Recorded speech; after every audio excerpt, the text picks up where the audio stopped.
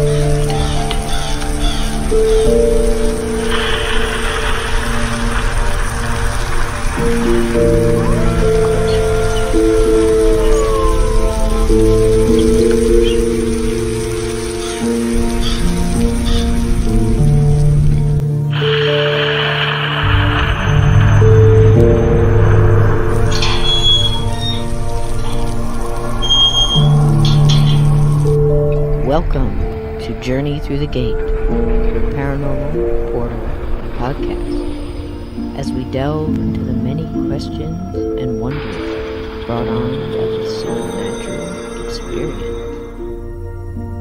What's on the other side of the gate? Let's find out together.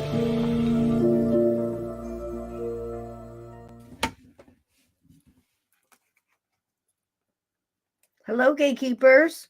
How are you doing? How are you doing? I know that was one hell of an intro, right? Thanks to all the artists and the wonderful music. And, gosh, there's so much out there. Whatever your taste. And hopefully it's good taste. But, who's to say? Who's to say who likes what, I look at some of that stuff that I put together and I'm like, God, I'm a sicko. But you can't help but laugh. You can't help but laugh at this stuff. These guys are taking, women alike, taking all these like old Renaissance, paintings and pop art and making their stuff out of just thin air, like artists have done forever. But there's so many different ways now to express it, because when I was growing up, you have to understand many of my family members were involved in advertising. So my dad worked for a really big paper, Asbury Park Press. And he was the guy who hand drew all the advertisements. So, if there was a sale on whatever, and they had that client, he'd be drawing a zenith or a car or whatever. All this stuff was hand drawn. As only some pictures that people were taking out in like an accident or whatever. Most of the advertisements were all done by hand, and my mother was involved with the same thing. And I look at this now and I think, wow, look at what they're making, on a computer. CGI. It's amazing. In my lifetime, it's kind of like last weekend, looking all the way back to 1923, right, guys? I mean, 100 years. I'm still thinking about Lon Chaney. I'm going to talk about that tonight with my friend who I just heard pop in. I think I might hear some rustling in the grass. I think maybe. Are you ready, Steve? Thumbs up. Are you good? All right, let's bring this old rattlesnake in here. Wait a minute. I think you just said, wait a minute. Ladies and gentlemen. I was going to say something funny, but I'm going to get myself in trouble. I was going to say that I caught him naked or something, give a chance to throw flannel on or something. Let's get him in here. Ready or not, here we come. This old rattlesnake. Steve. Hey, I'm still getting set up here.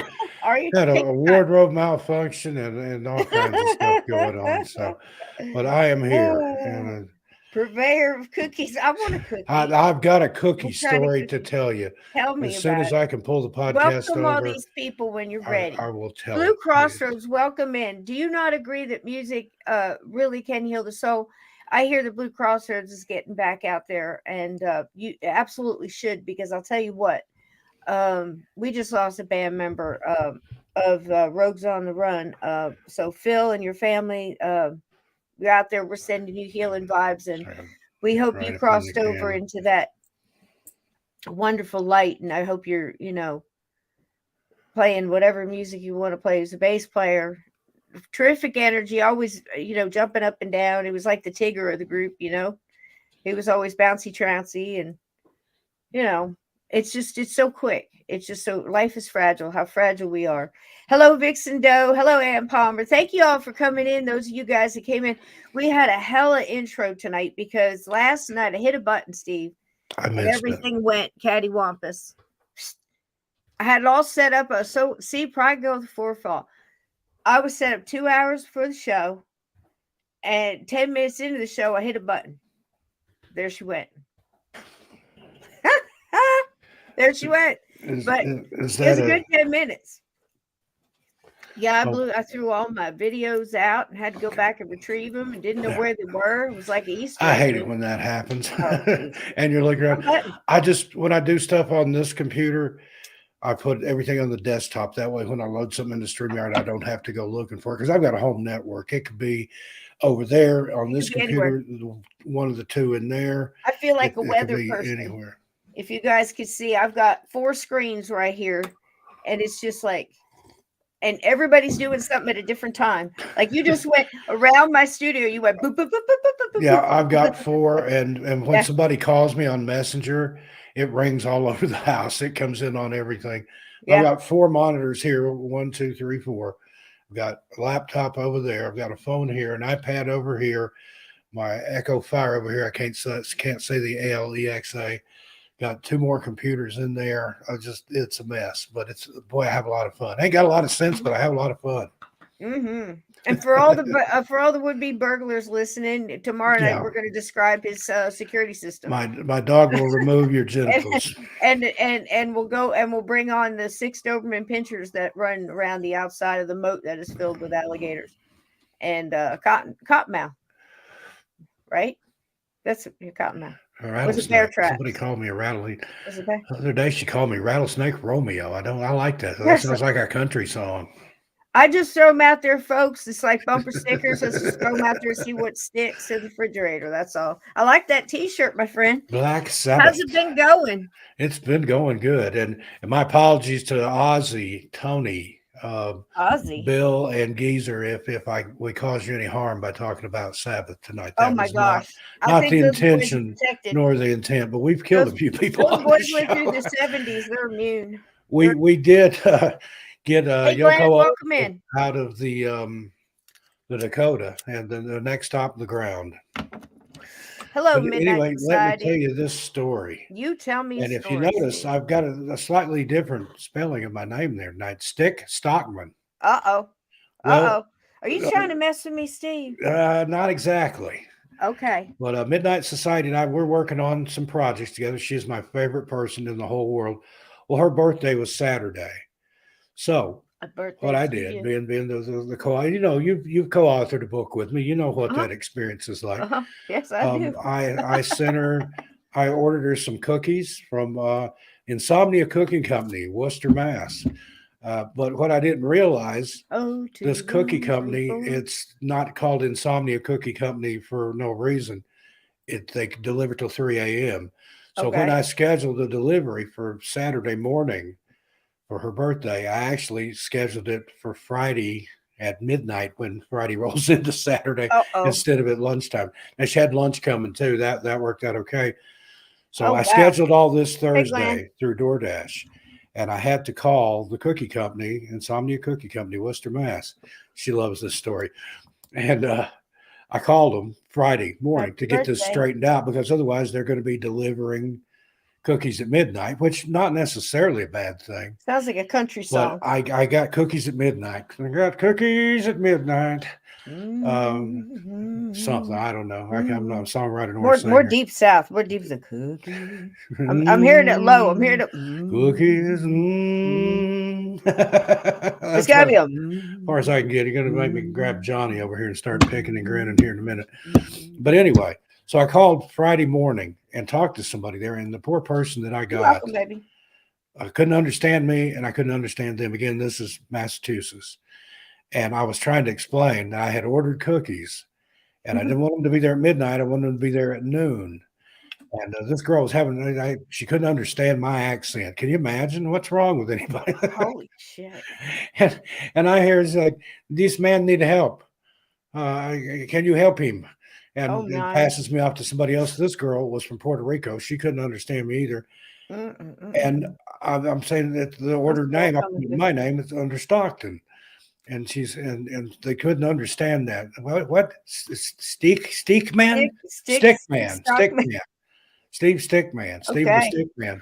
So and I'm trying to 9:30. explain, no, and they got me so flustered, I misspelled my own name.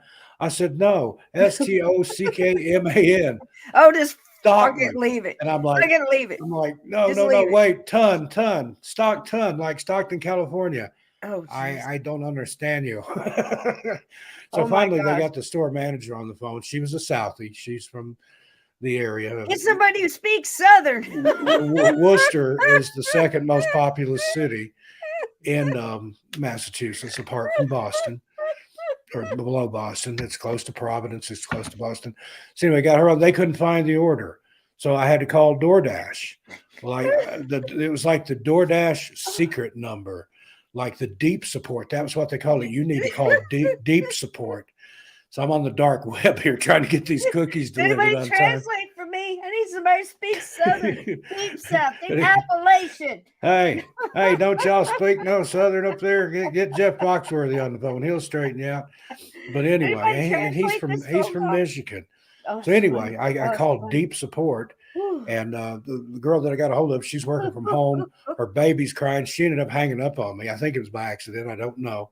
So I called back, had to go through the whole spiel again. Mm. Finally, nobody could find the order. They didn't know if it'd be there or not. But so Midnight Society set an alarm for midnight. She snoozed the alarm. Called midnight for nothing. And when she did go out there to finally get the cookies about 1:00 in the morning, something or someone had opened the box and taken one cookie out of it. We think it was either the driver or maybe a rabid skunk. She's going to go get tested for rabies in case it licked the other ones. But she got shorted a cookie. See, this is what I don't like, folks. I don't, when did it become okay to add like 4 or 5 people in between you and your food? I don't understand that. Well, granted, I would have preferred to deliver it in person, but that was couldn't do that at the time. Take it from somebody who's worked in restaurants, multiple of, and many different ones. You don't want a lot of people betwing you and what you're going to eat. Again, it and you certainly don't want to make them mad. Exactly. And now you got Jim Bob running around barely with a license, driving around, going through your fries. You don't think they're sliding a couple fries or onion rings about that bag? Maybe licked the icing off your cookie or something. But I don't even like the pizza delivery. Be nice to people that handle your food. My dad told me that a long time ago. By all means. If people that handle your food, work on your car, anything where it could put you in danger later. But anyway, the box arrived. When she did bring it in, the side was ripped open and one cookie was gone.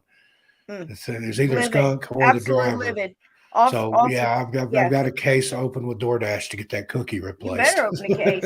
I'm telling you what. But now the lunch, better open a damn case of cookies. That's the birthday lunch that was delivered on time. It was delicious. Somebody owes you a cookie.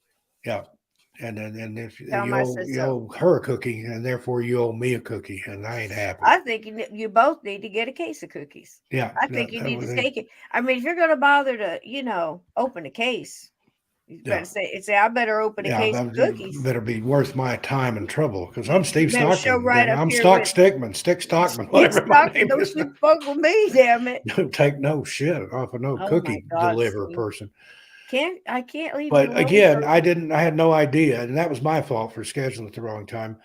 They couldn't call it stoner cookies, I guess, but so insomnia cookies, but they deliver until 3 a.m. Fresh hot cookies. She said that's not all they're delivering. The 5 she did get were marvelous. Gummies, pre-rolls, all this stuff. Yeah, no, that wasn't that kind of cookie. Wasn't that kind of cookie. But I'm just saying. But I'm saying people, stoners, they stay up, they get the munchies. I can't believe I've lived to see it. The cookie place is open until 3 a.m. But anyway, she did get the cookies -1. The lunch that I'd ordered separately from another place, it was delivered on time, hot, fresh. She said it was the best lunch she ever had and the best birthday she ever had. We were over on First Floor Audio's channel that night, and I'd put a bug in his ear, be in his bonnet, whatever, that it was her birthday, and he did a special version of the birthday song for her. So she felt the love. Happy birthday again. Happy birthday. There you go. Midnight Sorry Society. about the cookie. I'm angry about the cookie. I'm going to be thinking about it. That's I will keep you. It wasn't that kind of stoner cookie. I meant stoners think, oh, I'm hungry. What's open? I get cookies delivered. Yeah, You know, delivered till 3 a.m. Who would have thought the of such a thing? chocolate stuff like that. And It they just makes your probably make stomach a fortune. numb. They probably make a fortune. Yeah, yeah. But And it the just, lunch guy, you know, I I don't like think that he stuff. was on a bicycle or something because I actually watched that delivery live on the app, and it took him a while to get to cover the few miles there. But that's the cookie story. So I that am was, a well, purveyor of there you cookies, go. king of cookies, -1. I'd be upset. And it was But one of the good ones okay, too. It was a chocolate macadamia nut cookie. Couldn't have took a sugar cookie or a snickerdoodle. No, see, it that's, had to take one of the good I'm ones. pretty sure in some countries that's an act of war. That in I mean, you the might Middle want to look East, it up. they'd get You your might hand want to look cut it off. up. They I get your mean, hand cut off. They get you thrown off a roof or it something. could, you know, They don't mess I around. mean, think about that, man. That's, you know, that's a cookie. You know, A cookie's a cookie. no. That's you don't See, mess with another I'll man's go get cookie. my stuff, or I'll make my stuff, or I'll go pick it up myself. I don't do buffets. You know, now I'm not going to lie. I have done a buffet in the past. I was, you know, but then had time to think about it. Once I thought about it, that was it for me. You know, because think about it, you know, and I mean, long before all this mess with, you know, wash your hands every 2 minutes and all that other stuff. I mean, that did make you pay attention, didn't it? I mean, come on now, think about it. You I've been started practicing thinking for about how many lockdown people my grab a entire adult doorknob. life. I was, But you or think, those shopping carts. yeah, I've seen ladies change their baby in the little yeah, thing there on the shopping cart, people nasty. and People are nasty. then you Then put you got your people licking produce in there. doorknobs and door handles and ice cream at the grocery store, Steve. You For know, doing clout, there these was a scrounging. TikTok, and there that explains a lot of it right there. There was a TikTok of a guy licking a toilet seat for clout, and guess what he caught? There ain't no telling what all he Yeah. caught, but he did catch Now, let that me thing tell that you was going something. around. You know, it's all funny till somebody gets a good case of dysentery. And, you know, the laughing stops right away. I cannot tell It's all you funny till somebody gets the how, shits. you know, a good case of Sorry. dysentery have you Had calling to for go your there. mother. You know, I don't The care Civil War, how dysentery killed smart as many alecky your people ass is. as bullets did, Yeah. You know, and bullet removal killed a lot of people too. yeah, yeah, Sepsis because yeah. they just That killed, yeah, the I've Civil seen some War. of those Mhm, instruments that they mhm. operated on people with, Disease and that killed old just phrase as much. "bite the bullet." They might give you a Mhm. shot of whiskey if you were lucky, but Honey, I've held bullets in my no, hand that had no teeth marks in anesthesia. it. Oh yeah, I mean, come on now, think about that. You know, it's like you think about the cowboys back there biting the, you know, the reins of a, you know, whatever, a stick, or how many times have you seen stuff like that? yeah. And they say bite the bullet. They actually They did did in bite the the bullet. Civil War. And I got one right up here somewhere. I bet you close by. Yep. Look, within distance. Look, within reaching distance. I'm a puzzle, aren't I? The shit I come up with. Look. Look at that. There it is. That's what you was picking out of yourself, or what they were digging out of That's you. a mini ball. Yep. You see And that? I forget. You can tell by the number of rings there whether it was which side it belonged to, supposedly. Yeah. Ain't that something? There's your dent. Look You at that. imagine that. And my grandmother Stockton, her Get that in brother, your arm. You wonder why or you no, it had was to put. her uncle, had one of those embedded in the back of his skull. She said you could reach back there and feel it. It didn't go all the way in, but they were That's scared to take incredible. it out. So he walked around for the rest of his life, Civil War veteran, with one of those embedded, kind of Cisco's flattened out magic in shelf. the back of his skull. That's incredible. I mean, and you see something like that, and it makes you no wonder, Steve, why you had to have your arm or leg cut off, because that thing shatter a bone quicker than all get out. Oh, can you imagine? Oh yeah, and the infection alone killed so many. But how strange is it that I got one of those just within reach? You'd be surprised, right next to the holy I've water. got a high-powered rifle bullet in there in It's my other room that I can reach out and put my hand on it, and the stuff I'm surrounded by I've right sent now. It's people very, pictures of it before. very strange. Hope everybody ever comes in here and evaluates my mental state. You know what I mean? That's Isn't what that like the that's what I scariest told thing? Midnight Society. If something happens to me, please delete my browser history. Absolutely. Yeah, no joke, right? The stuff that we've pulled I'm up. already on some watch I mean, lists, just I'm doing sure. those videos and stuff, man. I'm like, you know, Skeleton Death Fairy, Murder, Grim Reaper, how to hide a body, that kind of stuff. how to hide That a gets body. you on a list. Yeah. And YouTube put a mature warning on my sensitive material, mature audiences only. makes you decide whether you want to go further or not. It's We need adult very supervision. sinister. That's what they're Yeah, telling us. and you know what it's for? I kid you, you cannot make this shit up. They give you a number, and it's a what do you call that when you have a timestamp? A timestamp. So you hit. It's very, very AI, very, very cool. You Yeah. hit it, and it takes you right to the prop where they have a problem with your video, and it's an old video. So they're digging up stuff from way back. At least a year, hmm right? And they say, and God love them. They're entitled to their opinion, but they said here's where you'll find a sampling of what we're talking about this video. Yeah, they won't come right So out I and, hit and it. No. say So I necessarily. hit it. I hit this thing, and it takes me to this: a woman describing the ghost in her kitchen, and the problem they have with that is the ghost committed It Harry opted out. Carey. It opted Harry out. Now, how Carey can a ghost do that? took its own Afterlife. It self took its out own of the world, afterlife. How? and they How's that put a even warning on the possible? entire video. Can a ghost even do that? Hey, Carol XO, good to see you. No, Good sorry, to I see haven't said world. hi to everybody. I've Hey, been Carol XO, how you doing, storytelling. sweetie? Aunt It's Tammy Edna's Jane here. trying to say. Aunt Edna's here at the cult meeting. We can start now. Vixen Doe, good to see you. Vixen, I did get your I know. email. I will remedy that situation, and I thank you for your address. Sammy Well, they Jane, made it. good to see you. They made it look more interesting than it Sapphire is. Elf, Glenn That's what they Dennison, a did. lot of people. Yeah, I don't know that, but that 18 and More over, people are that's gonna a watch it kiss now. of death. They will not push that out. The algorithm won't push it. No, no. Advertisers won't touch it. So I need everybody to go out. If you haven't hit the like, please hit the like. That's it. That's the easiest thing you can do to help this Hit that channel. thumbs up like it owes you money. We're not going to, get million likes and a million people and 100 get me to 100,000. We're not. Come on, we got 22 watching You're and so 14 glad likes. Come on, y'all are that slacking. we have the people we have 16 because likes. We're not getting everybody there. wants to hear the truth here. And at this point in time, there's no point in lying about this stuff. We talk about 18 ghosts likes. in every situation, angels, UFOs, conspiracies, cryptids, Bigfoots, you name it, and nostalgia, as well as mysteries and things of the ilk. Okay, Linda Anderson says Facebook wouldn't let him post a text with the word gorilla in it. there you go.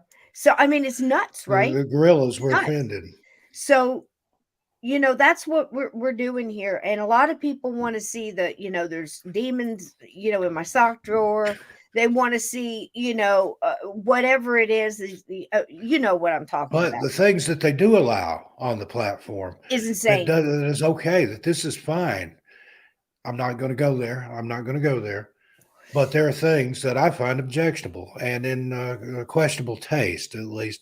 Yeah. Oh, that's okay. Yeah. But you can't mention SA. You can't yeah. have a support group for people that have had the R word done to them, forcible assault. Yeah. You Or can't say have that the ghost word. commit Harry Carey in your yeah, kitchen. and you can't say that this is a suicide. Or whoops, I almost said it. Don't even say it. I won't do it. That you can't say this is a support group for those considering opting out. This is a support group, all right. It's the for word, and that's where AI is going to kill us. It's like that little kid's book. It says, my job is to illuminate all the bullshit. Yeah. I mean, at this point, AI is Skynet. If you're lying, God help you. If you're up here telling people this and that, and it's not true, and you're just trying to make money, and you're trying to get people to give it to you and all this, I'm just saying, hey, this isn't like something I understand. You can't share with everybody in your family. A lot of times, after all that we've been through, a lot of us aren't even talking to our families. You know what I mean? Or, and not in a mean way, but just that, come on, admit it. You avoid it. I have to have a Ouija board to talk to mine, but I feel your pain. But you know what I mean? And you just kind of like tap the brakes a little bit, and you're a little hesitant now, because there's a lot of crap going on. You don't want to hear it. And then people lost their entire channels over something stupid like that. Yep. And telling the truth and turned out to be truth, and it's still the truth, and they're still gone. And that's, the way it is. So we absolutely want to keep the channel. We want to keep everybody we have. And we realize that it's like, an acquired taste. And I've got people losing their minds because they say, I don't let Steve talk. Don't like Steve's what? I don't let Steve talk. Oh. And I say, honey, it's your take show, this. sweetheart. I say, take all of this. You take the the links to his shows, and then you get to see Steve all the time. This is a conversation between Steve and I and the chat and whatever we're talking about, because we don't know what we're talking about half the time. But it's so weird because it really is being on the front porch just having a conversation. Yeah, just shooting the breeze, chewing the fat, That's what it is. shooting the shit. I'll spell it. Can the AI We can go spell? in any direction at any time, and probably will, and it may or may not make sense. And but I'll tell you what, it'll be the truth as we see it at this moment. Mama Gum talks truth. You know, you can call me an old broad, an old buzzer. I don't care what. You know, at this point, I just want somebody to hear whatever it is they need to hear in their time, in their journey, that might make sense and help them out down the road. There Because are no coincidences, and I guarantee you, every yeah, show we do, that's meant for somebody out there, somebody. somebody somewhere. They may play it back a year from now, but they will hear something that they needed to hear. Yep, especially There since is I no said it last coincidence. night to We are Lynn. here. I said between me and Steve, I said to Lynn, and it's I feel like it's a joke, but I feel like it's almost close to true, that his spirit guides and my spirit guides have lunch about 3 times a week, right, Yeah, Steve? and they say, now what are we going to do with these What are we two? gonna do with these? And they said that him stuff, they said me stuff, and we just roll with And it. my spirit guide send her spirit guide stuff and say, tell Tell Steve your this. person to tell Steve about this. And boy, howdy. Just a Zinger recent every situation time. some of you know Banga, about. banga, banga, A lot of banga. you have no Every time. idea. Cisco warned me probably 2 weeks ahead of time, maybe even before that. Watch out for this. And boy, there it came. And Bing, bing, bing. At this point in time, he doesn't even like a speed bump now. And listen, it's not me. You know, it's like I said, his spirit guides, my spirit guides have lunch about 3 times a week. They have more social life than either one of us put together. But they get together and are always conspiring stuff. They'll put him in places he needs to be, me in places. They'll take this show and do things with it, like ghosts are walking through it, portals are getting, yeah. closed. It Well, should like be that message that lady sent me where she was listening to me and paying attention on the car thing. just Her that husband moment. had a seizure, and otherwise she would have been asleep. She was able to get Just that him moment. off the wheel, get him off the gas pedal, get the car pulled over, and she said, "Thank you that we were able to go home to our Yep. 7-year-old daughter." Yep. And So people, again, that wasn't lovely even me. comment. That was my voice that was put in the right place at the right time to avert that possible disaster. We don't know what would have happened, but anyway, it didn't. Mm, And you never know. Your words have power. And they then do. there you go. That's why it's called spelling, And honey, Edna, all I know is Steve changed my life for the better. Well, thank you, and There Edna. you And go. all you Isn't that the people sweetest thing? have changed mine for the better. And it's so nice I'll be sitting here to talking to open Mulder. up and ask the spirit guides to go, what do you want the chat to hear? What do you want me to put out there in the universe? And I know it sounds silly, but we always have like a base thing. Like tonight, it's, haunts and hospitals. And we did it last night too. Heard some great stories. Lynn Monet got on here, talked about uh, uh, uh, a nurse that she worked with, a colleague, got stabbed in the leg with a needle that she had just put on the table and away from, got stabbed in the leg with it in a haunted room. We talked about the balloon floating down and always coming into the nurse's station, going back behind a locked door and coming back out again. These things are so creepy. Steve has stories. I have stories. And I pulled up a couple here from that great show, Ghostly Encounters, and we're going to get to see 2 people telling their stuff. I also have a little surprise for y'all too, but something that happened to me in my house. But that's not just the show. The show is we're having a conversation. Everybody comes in on the porch, sits down, makes himself comfortable, and we're trying to learn another little piece of this puzzle. We don't know what it is. And at the same time, we're open up with this energy of let us know what you want to be said Yeah. during this. And Steer that's the the way we conversation roll. a little bit. Just don't take it over. Because Cisco get mad. But No, no, no, no. and that's Soraya Ascath, a mutual friend of ours, Yeah, and the yeah, reason yeah. that we know each other. He hooked Mm-hmm, us up together. mm-hmm. Just I've got somebody I think you'd want to talk to. That first time we talked for like 8 hours. At least. But his analogy of that, or whatever you want to call it, he said that the paranormal is like a big jigsaw puzzle, and you don't have the cover, which is the lid of the box, so you can't see what it's even supposed to look Yeah. like. Mhm. And But then what you have, and yeah. then you find out that some joker has mixed 5 or 6 puzzles into the same box. So Yes. you may have a piece that doesn't fit anywhere in this picture. It goes in another picture, Yep. and it's all these pictures are connected and intermingled, commingled. And that is the 100%. most astute observation Yep. I've And ever you're not even sure heard. what piece you're holding. So that's why Or we'll take and it's printed something. on both sides. You can't tell Yeah. does it go up, does it go and down. and go back and forth with it and go, Steve, what do you think it is, man? What is, from your vantage point, how do you look at it? I mean, we've sat here and unraveled stuff that had been, tangled in our heads for Yeah. years, And just by likewise, I rolling with had a it. thing that happened recently. Somebody came to me with something that had happened to them.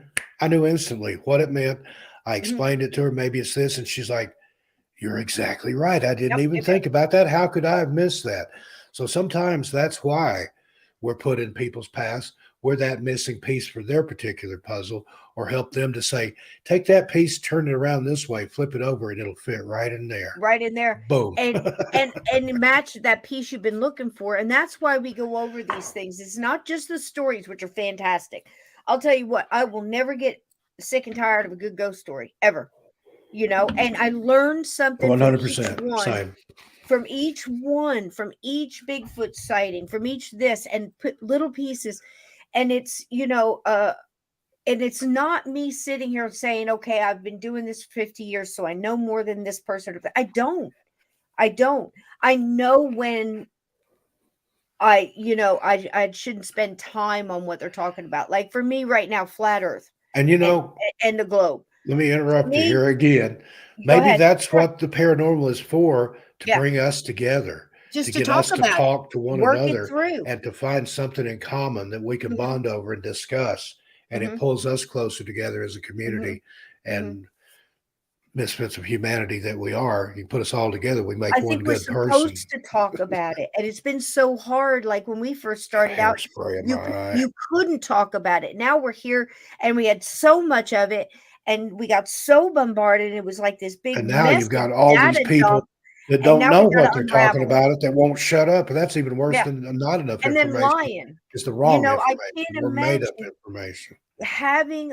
having a thing like this, and an outlet, and just wasting it on, if you make it, that's fine. If you're making stuff up, that's fine, that's creative and wonderful, but don't sell it But as a truth, label it as because that. This is a work of fiction. we have It can young be people. based in reality. It can be Right. based on a true incident, but don't tell this is a true Right. story if it's Oh not. gosh, we have young people that could be in the light and have to work.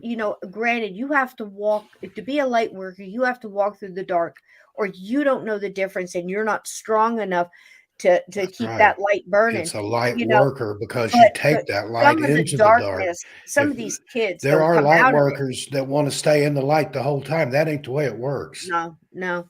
And some of these kids don't make it out of that. You If we don't could dig a give them a well chance and a good on. foundation first, then they got a better chance. And like I was saying with the flat earth and the globe, I see people arguing and putting their whole lives on, and I'm thinking, how does that change my square foot of real estate right now? Do I need to spend time on that? And that's the way I was talking about, like the buffet. This whole world is like a buffet of information. And we all have our plates, and we all choose what's going to go on that plate, what's important to us, Those what we Chinese need as our buffets, a little base. bit of this, And a little then bit of we add our that, and give stuff. me some Yeah. of that, and then we consume it, and I've only got room for so much we're shit. fat and happy. Yep. So now in the paranormal and the supernatural, I'm going to spend whatever time I got left, maybe it 20 years, 30 years, 3 years, who knows, and trying to put truth of the paranormal out there, and taking simple stories and talking to somebody else that has the same amount of time in this that I do, and experiences and a vantage point and opinions and theories, and talk to you guys too, and put it out there.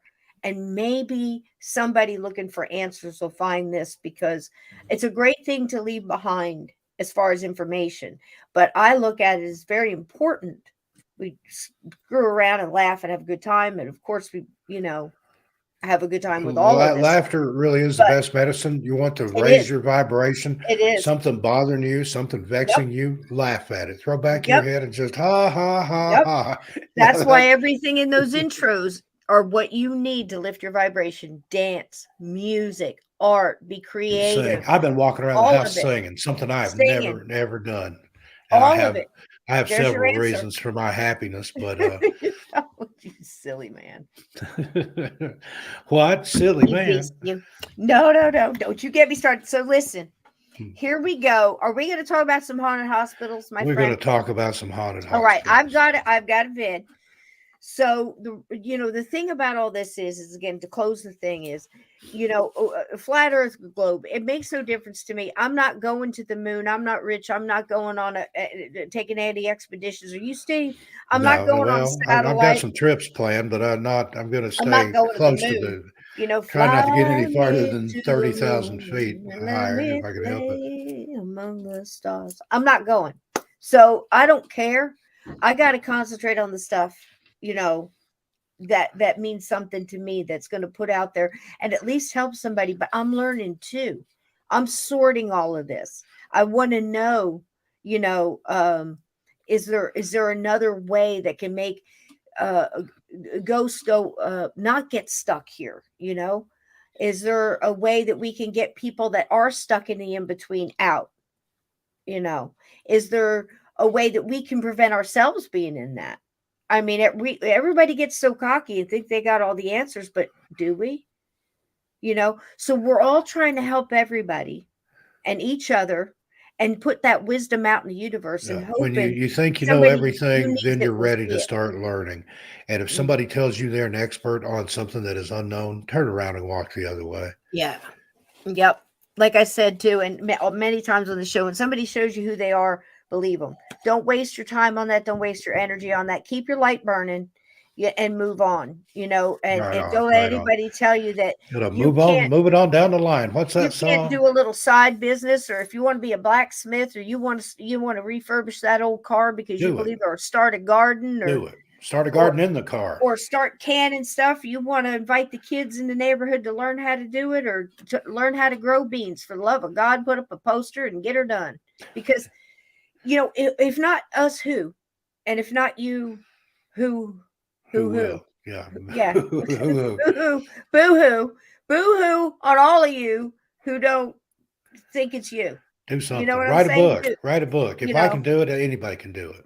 just that's exactly. Write it down. They say if you Recipes can even. talk, you can read a book, but you don't even have to be able to talk. I know for If close you got family two members that fingers, you can lost write a book. things that were in their home, in their family for decades, and people just didn't care anymore and threw it out.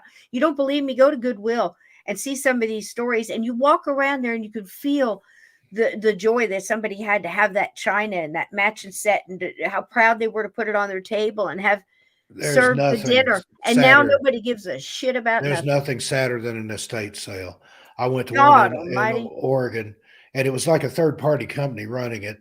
They're in this poor lady's house. She'd passed so away. cold, so Everything in cold. there's got a tag on it. And you know that lady's spirit was grieving. Jeez, Here's a stranger sitting in her house, putting, all her fine china, do it all ahead her of time, folks. trinkets, all her doodads. Every single room in the house had stuff for sale, and it was just where the lady had left it. They put a tag on it. Terrible. If it didn't have a price, make an offer. Terrible. And And it it's been just, going on it was. forever. I didn't buy anything. Yeah. I It couldn't. go all around. It goes on around me. I I see it all couldn't the buy time anything. because I'm in a one of those senior over 55 communities with COVID and everything. I'm telling you, I've seen more than I need. And then I'm going and I'm doing funeral flowers all day. So Hey, try Danielle Diva, good to see believe me, you. you don't have to tell me. But Danielle is going to be on 13 past midnight, joining me soon, talking about awesome. some Hello. spooky things. She's a very very Welcome in, talented, Pam. very If I didn't say knowledgeable hi. lady. Probably going to talk about numbers, gematria, the Dude, golden Gematria. ratio, the Fibonacci sequence. God Is is she the in the one to come up numbers. with Mama Gum Speaks Truth? No, that was Catheta Cat Gray. She's not here tonight. Awesome. But we were playing with the gematria, and we put Cisco Murdoch in there, and that was one of the phrases we got back was "Mama Gum speaks the truth, or talks truth." We should have come up old Buzzard. And I'm fine but with that. that I kind of have reminds Buzzard me. medicine, by the way. Who So, remind me of if you've ever read The Stand. You remember Mother Abigail? yep. That's Cisco right there. Mayhaps Mayhap it it is, is, mayhaps mayhap it ain't. it ain't. You know? All right, so here it is. That's the whole point, though. Just speaking the truth, and asking you guys what you think about it. Put your vantage point in, talking things through. But I'm not gonna. Again, I'm just trying to bring stuff out there and see Shine what your you think light. about it too. Don't hide your light Yep. under a basket. And I think these are so cool, these little bite-sized stories, and Lynn's stories last night, and different ones that we've all heard. And you wonder, is hospitals, do we automatically think they're more haunted because of the death in there, or like graveyards and mortuaries and things like that? Battlefields? Of course we do, automatically. Mhm. And I'm wondering if they really are, or if we're just looking for it more in places like that, because it's all around all the time, you know? And do you think it's more concentrated there because of the energy? You know? I mean, but is it different flow? Like I was talking with Lynn that last night. Hospitals to me, Steve, let's see if you agree with this one. It almost feels like a river. If you've ever there was a neat place in Chattanooga Aquarium out in Tennessee. And when you went in there, when you walked down the steps, you were actually descending into the layers of what the river looked like. And you could see everything, all the different life and the depths of the water. And then it started getting into what lived under the water. And it was great.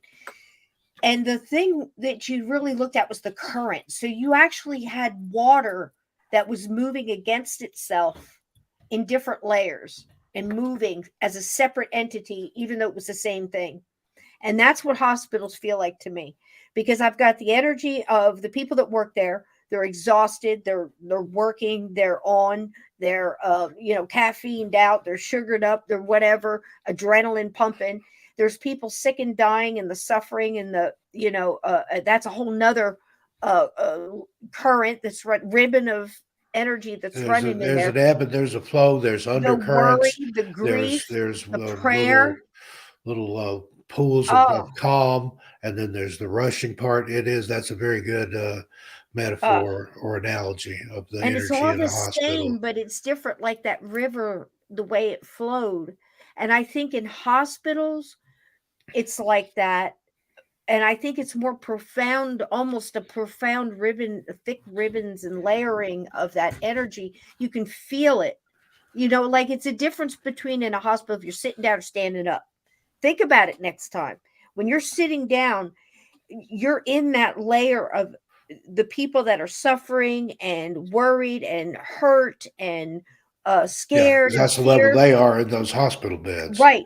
And when you stand up, you're in the energy Yeah, of all that of hospital all stuff. the stuff going on, the people running up and down the Yeah. hallway, and the And codes, and the doctors, and the intermingled is nurses. the But fear you're still waist and the deep in the and other the stuff. prayer. Yeah, and the You're in healing. both of it at the same time. It's crazy. And it really, when you think about it, it's almost like you're tuning into it, so it gets more profound. And it's different than, say, if you're at a Walmart, because at a Walmart you have all these distinctly different energies all mingling at the same time. It's just this chaotic energy. There's no ribbon flow. And that's the difference in going into like a diner, similar to a hospital, but on lower key. A busy diner, because you have the workers, you have the people talking all about their stuff and going through, so you have that lower energy. It's crazy, right, Steve? Oh, When you're an absolutely. empath, it's insane. But I think hospitals are a mixture. And I was thinking, and I put in the description too, about all the hospitals and the churches and the buildings and the basements and homes that were used during battles and skirmishes in the Civil War, all through Europe. I mean, the castles. And is there any building in towns that pretty much didn't have somebody dead, dying, or sick, ill, convalescing in them? So this is just a bigger concentration, but you also have to add those things that used to be a hospital, used to be a nursing home, and now it's 4 apartments in a little Right. house. Mhm. And I think this is one that's similar. This was, I believe, in a college. or something like that, or like a dorm setting. Now, the interesting thing about this, not only is it frightening as all hell, but and she speaks of it so calmly, but it also is a good representation, I believe, of that intent and meaning it. Like we talked about last time, Intent is everything. the guy from last week, Steve, or maybe it was a week before, when we were talking about it, and we were convinced that it could have been any paranormal investigation group up to that point would have said demon. Mm-hmm. We had faces coming out of the wall, curtains going on Oh, fire. you had me going. Yeah, I know, me too. And, it's trying to stab him. I mean, it went full tilt boogie, right? And Yeah. it's just this old man that was pissed and He confused. just wanted attention any way he could get it. It taught us, And it worked. It worked. But boy, we Play out learned the something tape. from that one. That was just the most amazing case. Play out the tape, right? But the way he stopped, it was very same as this young lady tonight about, I got to a point where I had enough. And you see what I'm saying? And I want you to see how she went about it. And I think it's rather interesting. So everybody, about 10 minutes. If Mulder needs you need to roll Mulder a cigarette. Mulder needs to go out. Yes, indeed. Okay, I've got to go return my coffee along. to the earth by the toilet. I'm not going to be in the yard. It's not dark enough yet. Don't bring back any ghosts. Bye. But I'll listen on my phone. That's what I was doing. I shared it out on Facebook, and I made sure we had likes and everything on there. So thanks, sweetie, and hit a like I'll be if right you back. haven't hit the like. Let's get Here those we go. likes up. We'll be right back. Keep the closet door shut.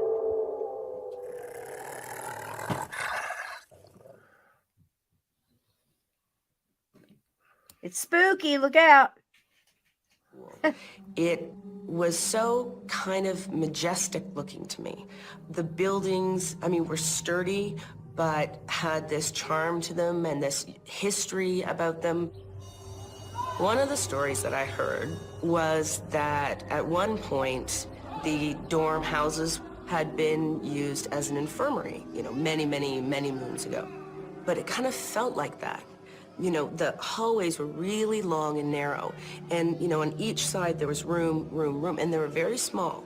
So really you could fit a single bed, a little desk, and, a window.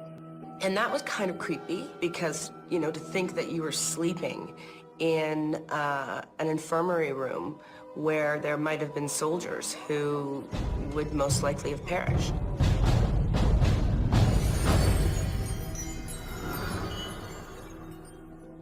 Hospitals. Chances are if you go to one today, you'll walk out in good shape. But 100 years ago, you were just as likely to be carried out in a box. Hi, I'm Lawrence Chow. Today we meet Sarah and Debbie. Debbie was in a hospital when she was paid a visit by a surprising guest. Sarah got ghostly confirmation that her dormitory used to be an infirmary. As a schoolgirl in Boston, Sarah heard plenty of rumors about ghosts. People said her dorm was haunted. However, it wasn't the spirits of long-dead students who kept her awake at night.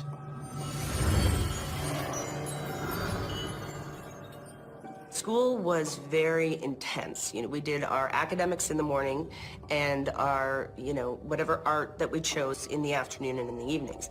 So we'd be in class from 7:30 in the morning, and I could be in rehearsals till 10 o'clock at night.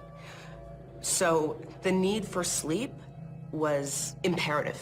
It just was one of those things that you looked forward to as the day was coming to an end. You looked forward to your sleep. So one night I went to sleep.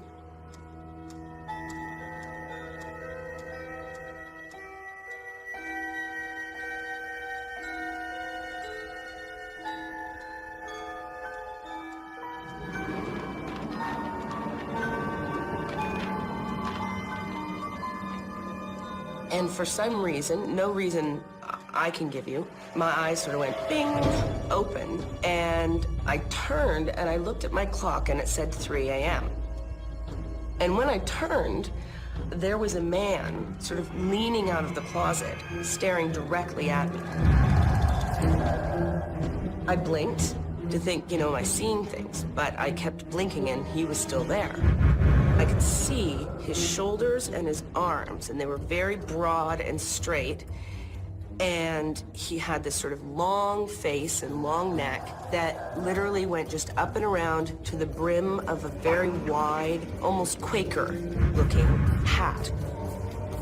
I was just terrified. I was just, frozen in bed, kind of looking and not knowing what to do because there was somebody in my room. So I, mustered up the courage to, sort of move my hand over and pull on my light, and then looked again, and he was gone. And I was just so relieved at the time, but I was terrified. I mean, I suppose if I had blinked and he had gone away, I could have said, oh, it was my eyes playing tricks on me, or, something like that. But he didn't go away. He didn't go away till I turned on the light. And I remember staying up for most of the night with the light on, trying to sleep, but, obviously kind of looking over the covers and checking to see if I saw anything. So the next day, I got up, I was tired, obviously, and went to class and had another really, really long day, and came back and got into bed, turned off the light, and I was out.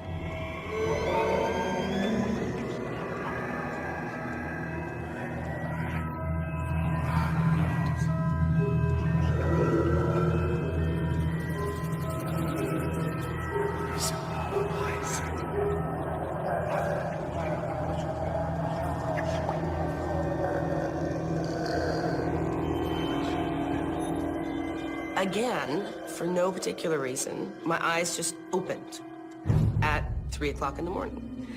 And this time, to my horror, the figure that I had seen peering out of the closet was now staring directly at me from the end of my bed. And when I looked over, I saw a second one standing just outside of the closet.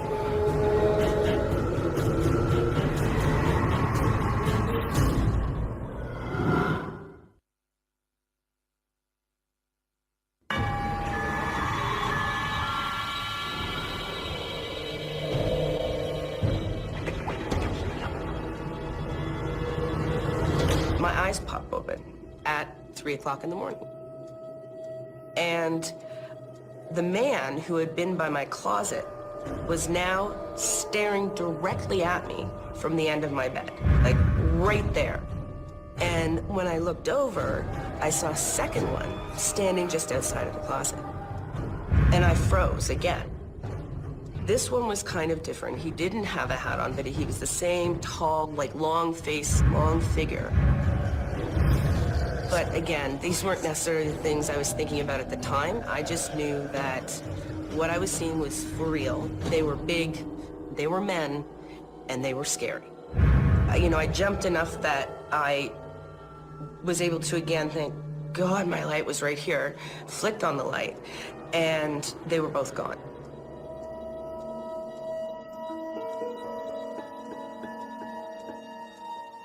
I do remember over those 2 nights losing a lot of sleep. The third night came along, and I was scared. I mean, I had seen what had happened the previous nights. And this was probably, even though there was some anticipation that I might see them, it was the most shocking night of all 3. And again, at 3 o'clock in the morning, I woke up, and the man that had stood at the end of my bed was now directly beside me. When I looked up, he was looking right down at me. Literally, my arm was maybe 3 inches away from the figure. The guy who had come out of the closet was now at the end of my bed, and I glanced over and I could see a third one leaning out of the closet. He was just a little smaller of stature, and they were kind of looking over at me almost in a curious nature. I felt like I was being examined. I flicked on my light, and once again they were gone. And I remember sitting in my bed almost in tears. I was just so frustrated at that point. Okay, she's frustrated. So let's unpack this for a minute. Number one, please tell me she has the Grateful Dead poster on the wall when this is going on, and that just wasn't part of the reenactment. It's just too good. Second of all, is it her? Does she have a light? And now because she's in college and she's stressing over studying and classes, and I don't know if it's first time from home, I don't know how young she was. Think about it. And that's, sending out, changing things, opening her third eye, sending more light out there. Who knows? Energy is a funny thing. It could be any one or any combination of things.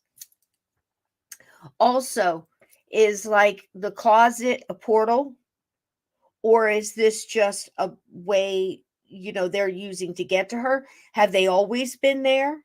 Did she bring them with her? These are all the questions that pop up at the top of my head first and foremost in this. I don't know if any of it comes to your mind. What do you think, Steve?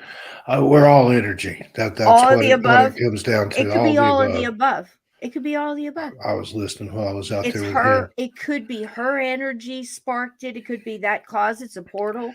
It's a commingling of the energies. You see what I'm saying? We're all connected. But whether we this, like it or not. she's got one come in one night, and it's the 3 a.m. thing. That actually happened to me. And, I'm not making spoof this or nothing, but I remember waking up, looking at it. It was 3:15, and I laughed and said, "Nice try. That clock's 20 minutes fast." And I rolled over, went back to sleep. I actually just swear to God this happened.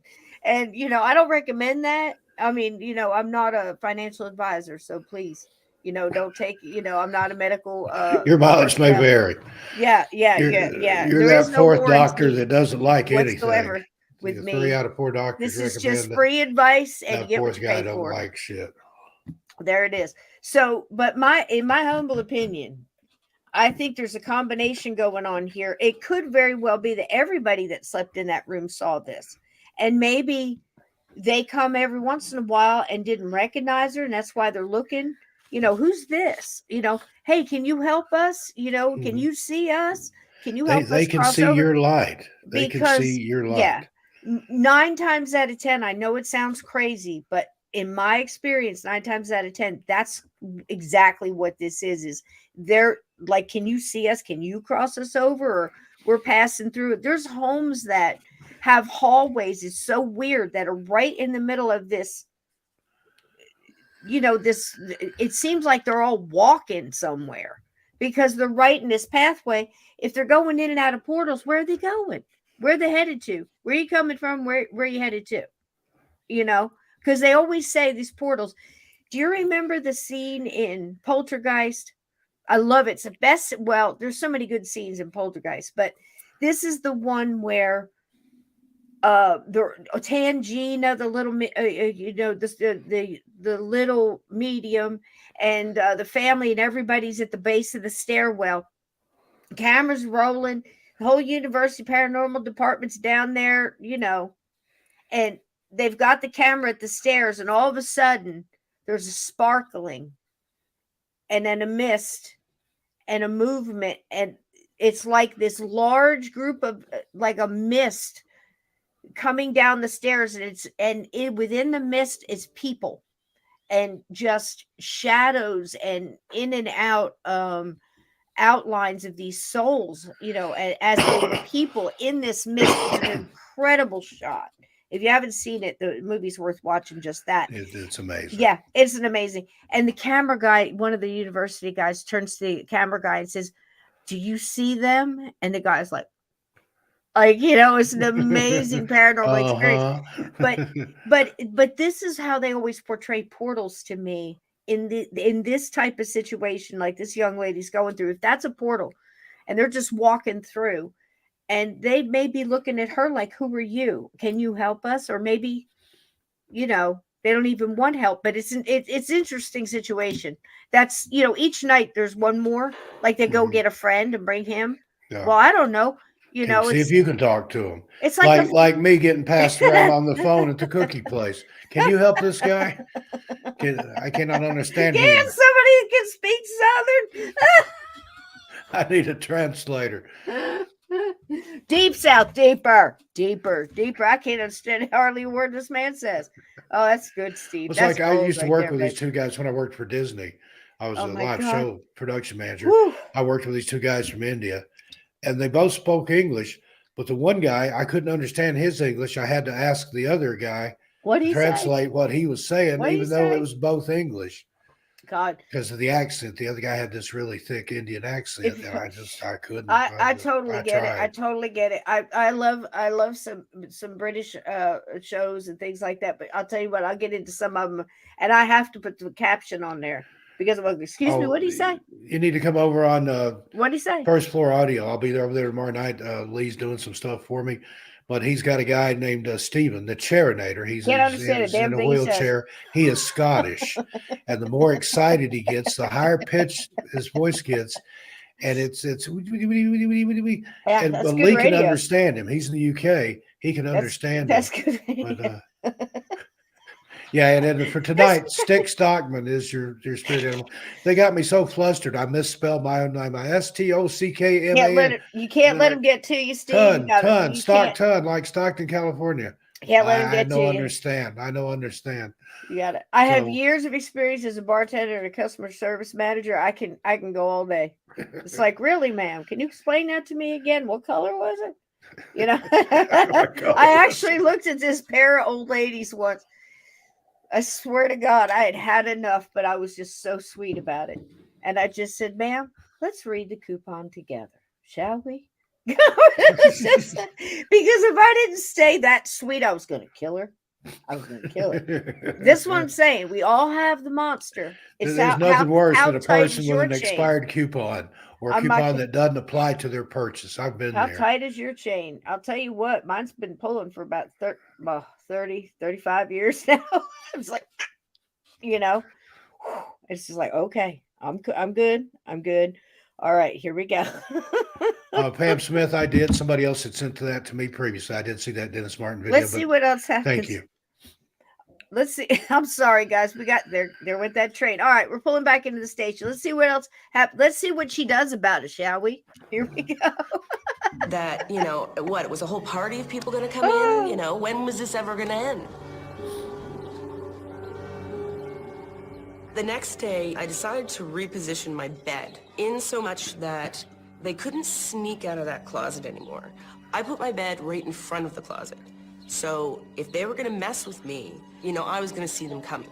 And I was ticked at this point. So I remember looking directly into the closet before I went to bed and saying, that's it. This cannot happen anymore. You cannot come back. You cannot interrupt my sleep. Just go and don't come back.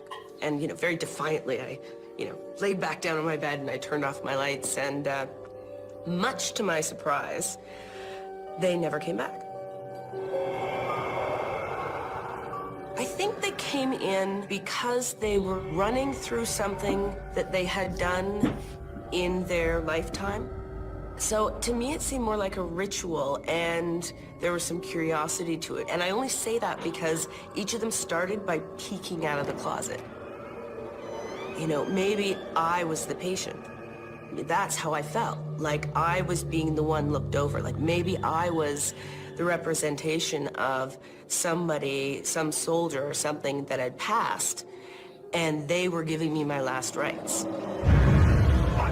It wasn't very fun for me because the fear was pretty intense, and these were big men in my room, and I was 17 years old. It's one of those things that, makes you afraid of the dark for a long time. Makes you afraid to turn off your light for a very, very long time. I should say so. Sarah says her visitors had no face, no features. She's not alone in her description. Our experts tell us many people report seeing ghosts without distinct facial features, or seeing only parts of an apparition. The ghost's legs may fade away, or the entire body may look transparent. Though the bodies of Sarah's ghosts may not be complete, they certainly were well dressed. Sarah reports seeing her ghosts 3 nights in a row at 3 a.m. Some people call that the witching hour. Others call it the twilight zone. But whatever you call it, Sarah was dead asleep every time she was awakened. I see what he did there. Yeah, I caught that. Dead asleep. He's clever. He's clever. Yeah. He's wicked smart. Isn't that pretty? Look at Crispy's all done up in the spooky woods Yeah. there. Look at that. Look at that. Ain't it cute, guys? We That's want some crispy He's the merch. hardest working ghost in the He paranormal. is, and that's got the saying nicest something. wardrobe too. He's got all kind of He hats does. and monocles. He does. He But does. if you want some crispy merchandise, throw some bacon in the T-Public. chat. We'll take T-Public. it. We'll take a poll. T-Public, or Oh, you you've can buy him already some got bacon. crispy merchandise, don't you? You can buy him some bacon. I've got a mug. I got. I'm going to coffee put mug. T-shirts up there. Hopefully, they'll be up there next week. Throw a little spring at you. I'm going to put up. I saw a guy with I can't take credit for this, but I saw a guy at the Walgreens. I think it was the Walgreens. I've been in the Walgreens, so it couldn't have been a Walgreens. Where the hell did I see him, Steve? I don't know. I try to ignore. You know what I'm saying? I just gray man it wherever I'm going. Just like stay out of it. So I'm not the droid you're looking for. Yeah, Do not engage. Do not engage. I am not fit for company. Just do not engage. Or how you doing? Have a nice day. Fine, that's good. Now move on. That's all I. Do you remember the book? When it was a dear little rabbit in a raincoat with an umbrella at his arm up like this, and he said, "Oh shit, not this asshole again."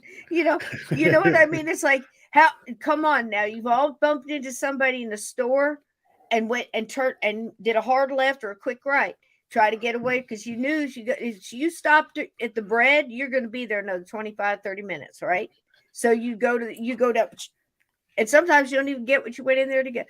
Don't lie to me. You've done it. I do the. I went in Walgreens the other day to get one thing, and I came carrying an armload of stuff up to the counter, and I said I should have got a basket. And the girl said, "You came in here after one thing." Now you gotta have a bag. I congratulated her on her skills there of Now you got to have your own bag too. I see all kind of people juggling stuff through the parking lot, and I have all these extra bags, and I want to be the good Samaritan. Go, would you like a bag? Sometimes I've asked people because, like I said, I'll do something nice. I just want to do something nice and get the hell out of there. I don't want to have a conversation with you. But don't I know you? No, I don't have time for that. I got stuff to do. I'm always like bzz, bzz, bzz, bzz, bzz, So it's like speed bumps. That's just kind of, and then I just pass out. But anyway, there's a lot of people that are like that. You get on track because just like this show, well, you can see it. I'll get off track quick, go around and just help bend for leather. Just like I'm on the Autobahn in Germany, just 120 miles an hour. And then I realized I'm, 22 exits out of the way past past where I should have got off. Oh my God, it's so funny. That's life. Enjoy the journey. Why fight it? Right, Steve? Absolutely. Well, it's my dad told me that years ago that if you fall in the river and you can't get out, you can swim against it or you can swim with it. Yep. Sometimes but either way, you're going to end up in the same place. The only difference is how tired you'll be when you get there. Sometimes you just got to go with that. Sometimes you just got to doggy paddle to, or fake it till you make it, whatever. But I'll tell you what, get out when you can. One of the things in this story that caught my eye when I first saw it was she says she puts the bed in front of the door and the closet door. You can't come in here anymore. That's it. I've had enough, So what was it that stopped it? It certainly wasn't the door or was it? Oh, it could have been. Because ghosts. It was the intent placed there's that in the question. Door. Why do some ghosts knock on the door? Why do some ghosts try to get in the doorknob and just be, rattling for all it's worth? And I've got a question just walk right for through you. Like it's not there. Let me ask you, and then I'll also pose this to the chat at the same time. I was thinking about some traditional ghost story stuff that I heard when I was a kid, some of the older ghost stories that you don't hear anymore. A lot of times when ghosts appeared to people, even here in this country, they would appear in chains. They would rattle their chains. Yeah, some did. What did that represent?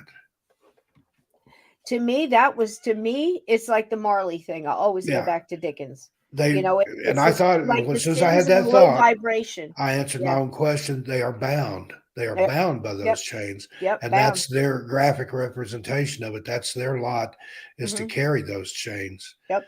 And They're we not built it really one in link at a chains. time. Yeah. One link at a time. Those are You know, that's chains, us. And chains of sorrow, that's a chains of beautiful. regret, chains of things that you did that you shouldn't have Yep. done when you knew better. And we've You just you you changed it. built that chain when you were here, and now you're carrying it around with you, Right. probably getting rid of it a link at a time.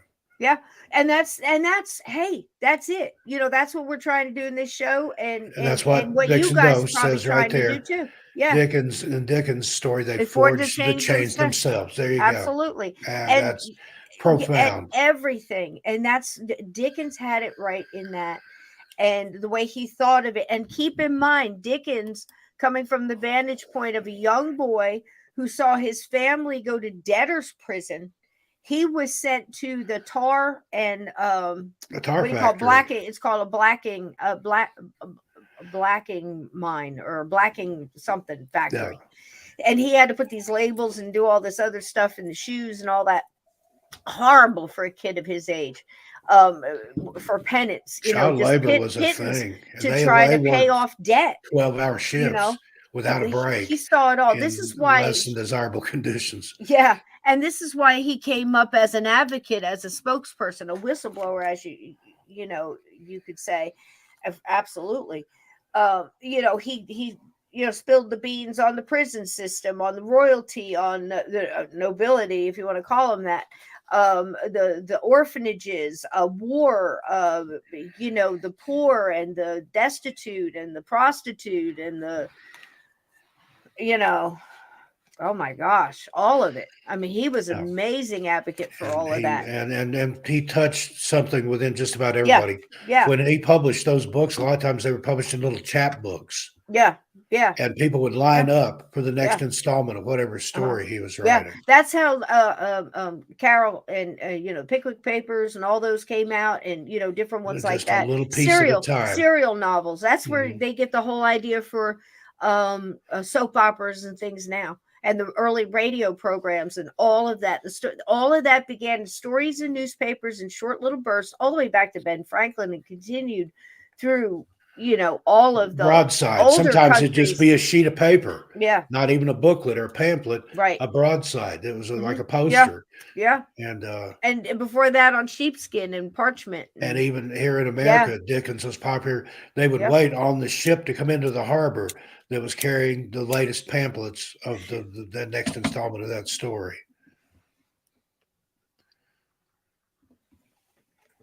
I didn't catch myself on fire. That's absolutely true. Serial novels, and Stephen King paid homage to that Yeah, with he brought that back with the Green Mile. Yeah, Yep, and and an that's excellent why way to do that. He when built Steve that and I did the anticipation. cabin the first time, We did it it in started out as a chapter at a short story, time. chapter at a time, and that was like an homage to that whole shebang there. And it So really wasn't Steve, it was you. we got deep hearts, man. We do. You channeled that book. That was Oh yeah, and that was doing the spirit voices and channel. everything. You were pulling that from the ether. That was just coming out of here I'll tell you, and out of man. here. I was with Jacob in that damn cave when that girl's trying to suck his soul out of his body. I could see her face. You Those know were, what I mean? I think that's based on real spirits, real events, Mm, and they chose you to tell their story. You were the mm, channel, you were the mm. vessel, you It were was the gravy incredible. boat for that story. And that dog, oh, the gravy boat, and you know, and Rage and everybody else. I mean, some people, some of it I could see get pieces of where it may have came from, but most of them just materialized as is. What you see is what you got. Those You know? ghosts on the playground, the Yeah, evil little girl ghost that tried to lure that boy, did yeah. lure that boy into the cave. Cora Lee. Yeah, The paranormal investigators. You had everything in there, including the kitchen sink, and there was an activity in that too. If you haven't heard it, it's here on this channel. What is it, about 14 hours long or something? it's It's yeah, one of the most little over incredible 14 hours. It's an audio book. audiobooks you'll ever hear. And there is a script in progress for that. Yes, I'd like to yes. shop it around, see if we can't get that made into a movie. A mini series. And then would I be great. think Gage and what was the guy's name? Rage and Dave. Rage and Dave. I Rage always the mix that up. dog. They need their own series. They need Oh further gosh, adventures. they could They've go been on. sitting there looking at their watch, and Dave's going, "Oh, I don't know, Rage, where's she at?" And Rage says, "Woof." And they're Yeah, waiting for you to come back Rage. and see where you're Dave. going to take them this time. Gage, Yeah, Pet yeah, Cemetery. I got that yeah, yeah. Oh whipped man, around that in was my one head. too. Yeah, it's fun. I'm gonna tell you, it did come from, I hear people talking about, because there's some famous cases and some famous stories about, people coming back through other people and channeling their next Good book, their stuff. next novel, their next big movie, something. There's all kinds of stories like that. I'm telling you, it happened to me It because did. I literally would be writing pages. I would write it, it would come out of nowhere. I would And do you'd the have to voices. go back and reread it to Then even I'd know what you wrote. Yeah. And then first take, I would go out there and I would just record it and I would send it to Steve and then he would play it on his channel, you know. And it was like it turned out to be like 6 chapters, long chapter, 14 hours narrated.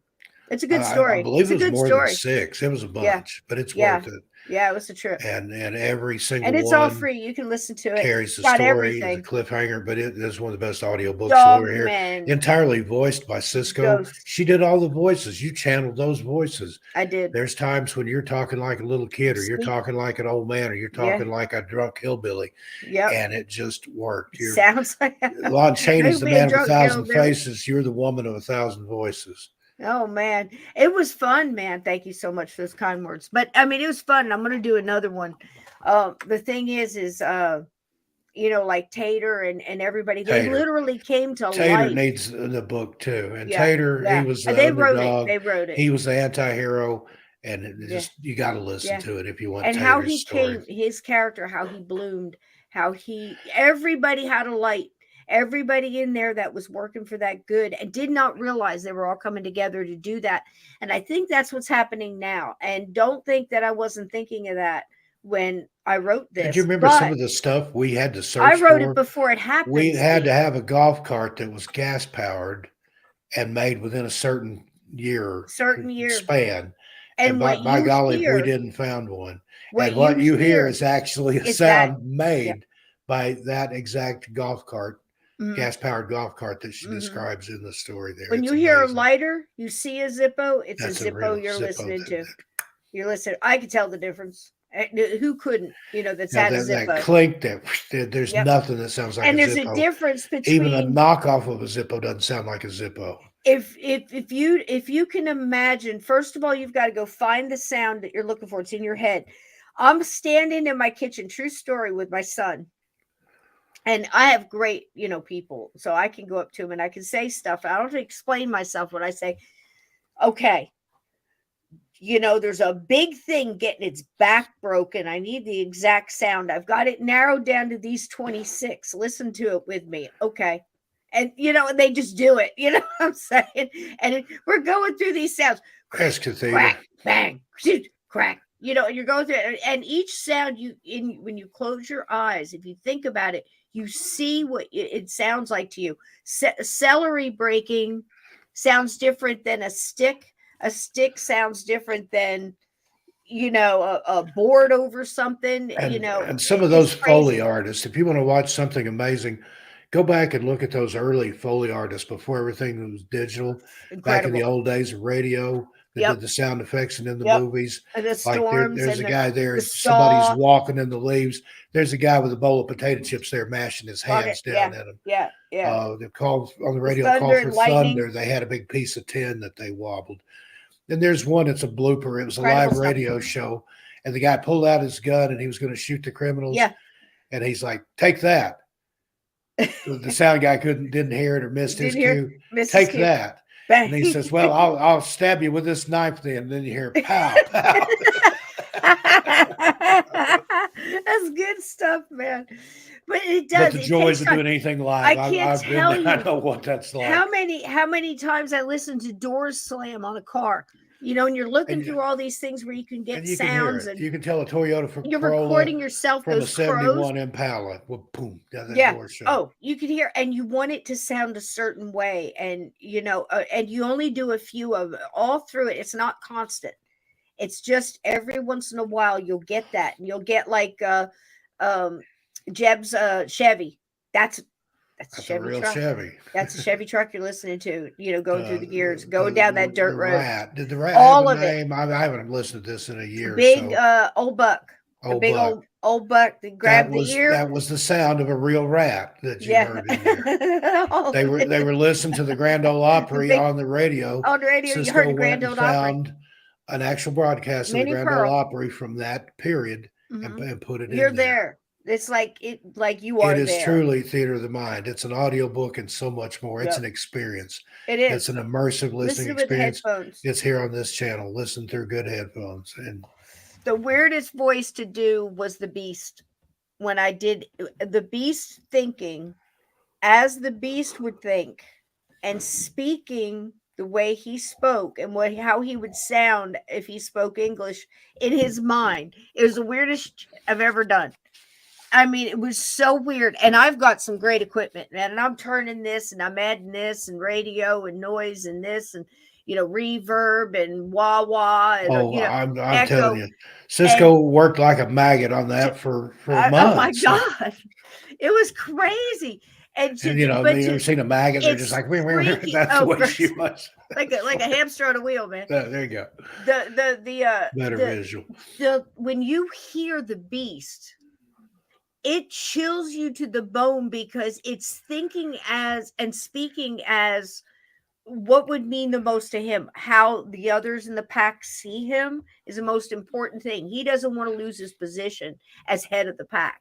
He has to show that he's still the champion. He's still the leader. He's the alpha rat or whatever you want to call it. Yeah, he's going through this psychotic. And he's got those battle scars. Yeah, and he's going through this psychotic. He and the guy they have it's a it's they crazy. have a love-hate relationship. Each one needs the other, but they can't stand one another and want to do away with one another. It's nuts.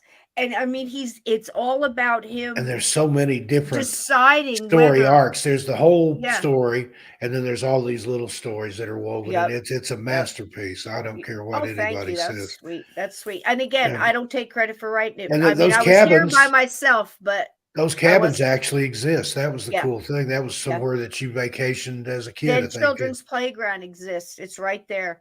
And I moved them closer together for the story's sake, but they're right there in the Glenn, same that town. probably was a poor choice of metaphor.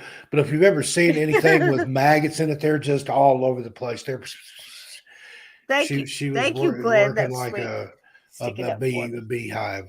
I know I can't say much, but I actually know I didn't mean it as an insult. I know in other somebody words. with that Cisco name knew what I meant. that does almost like what I meant, but never mind. I'm not talking about it. So anyway, it's pretty crazy. And when I look at it like that and see like when I look at the situation with the Beast and how he would look at his pack and what he would be worried about. He's worried about food, shelter, and how, he doesn't want to get eaten by his own pack. So he's got to keep up the whole, leader thing. And at the same time, he's brought his pack up against into this not neighborhood, but into this territory that's new because they've been pushed out of their territory by a horrible storm, which in this story, I kind of allude to Katrina, because when I was in Alabama, it was like a wildfire.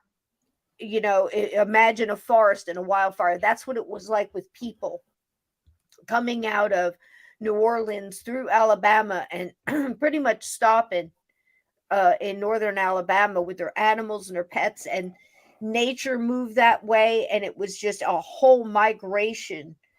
And I wondered at one time, it's not just the sweet animals and the sweet things we want to migrate. Everything comes. You know what I mean? And within that group of nature and humans, there's some evil walking among them, and what would happen if they had to fight for new territory with territory that was already copacetic, and how would that upset the balance of that? All of that's in that story. I hope you listen to it if you haven't. It's a good story. Listen to it. Put it on. I think you've got a separate playlist, don't you? They can just it's there. It's got video episode to accompaniment. episode. It's all in order. It's a whole playlist right here on the channel. If you haven't heard it, there's story. You can listen in your car. You'll laugh. You'll cry. You'll cake your pants. There's some scary parts in there too. There's some scary, real stuff in there, and most of the stuff in there actually happened, but I can't tell you to who and by what. But you get to pick which ones. I won't tell. So there you go. So with that one, I think with the young lady, it wasn't the fact she shut the door, put the bed in front of the door. I think it was because she was adamant and she made a It was wall the of intent. That intent. door was Yeah, symbolic. The door right. ain't gonna stop a ghost, but No, if you put something in that, I if you don't think imbue so. that door with that energy that this is impassable, you can't come through here. That's it's that intent, Yep. and that's There how you it go. works. And it's probably a wooden door. There you go. Wood absorbs energy. Wood was a living thing, and it picks up those things. It absorbs those things. That's how you have witness trees, and Oh yeah. the Oh druids that gosh, yeah. worship tree spirits, To and you lay your have hands on people a like witness Susan tree. Woodcarver who Oh, can look at that. Oh take a my piece of gosh, that's wood, gorgeous. and it told Susan. her how to carve it. That was the Wow. spirit that was in this piece of wood, and it Wow. told her how to make it. And then Incredible, she man. even, I'm going to cover the name back because it's got a real name on there, but it's got a rune of protection on there for me. Oh, wow. But it That's spoke to beautiful her, work. See, this and is you what I just, mean. and holding that, you could Creativity. just feel the Oh, energy. geez. This was a piece of Wow. dead wood, I'll start but pulling that my stuff spirit was down. still in here. She's a master carver, a master artisan of her craft, and it's got little crystals and moss and things on here. Look at the top of that. She put some Beautiful. hours in this thing, but it told her, and she said, just kind of jokingly, the secret to carving it is to carve away everything that doesn't look like a wood spirit. But again, it told her, no, make my beard longer, make my eyes beadier. There you go, peace pipe. Look at that. But Isn't there's that beautiful? Look at that. See how look at good. that work on there. Somebody put some hours in that. Look That's at that. that tying, and that looks like real deer sinew that it's tied with too. Yep. Yep. Yep, it is. Amazing. And that's the power. This is like the best part because this is like an extra uh similar to a medicine bag. This isn't to carry like tobacco in and stuff like that. That's very similar to medicine bag where you put gemstones and things in it that And when you get you that put want to together, you leave powers that you want tied to. shut and you carry it with you. You don't take it Yeah, out isn't that until it's beautiful? done its job. All hand done. And Kathita I'll thought it tell was you a what. stick. She said, Mama Gum's got a big stick, but that's a peace Oh, pipe. honey, I got a stick. And the I way carry a that works, if you sledgehammer with smoke the me. peace pipe and it still doesn't bring peace, then you use it on their head. See, try not to start a you, fire here, you but I whack just them with love it. that. But I got so many things all around me. It's like crazy, but yeah. Old buzzard, right? But yeah, that's what I was going to say too is I don't mind old buzzard because I buzzard medicine. And the thing is, you know, people, again, labels and things, they say, oh, buzzard, and usually when people said it, they meant it to be mean, or at least, negative in some way.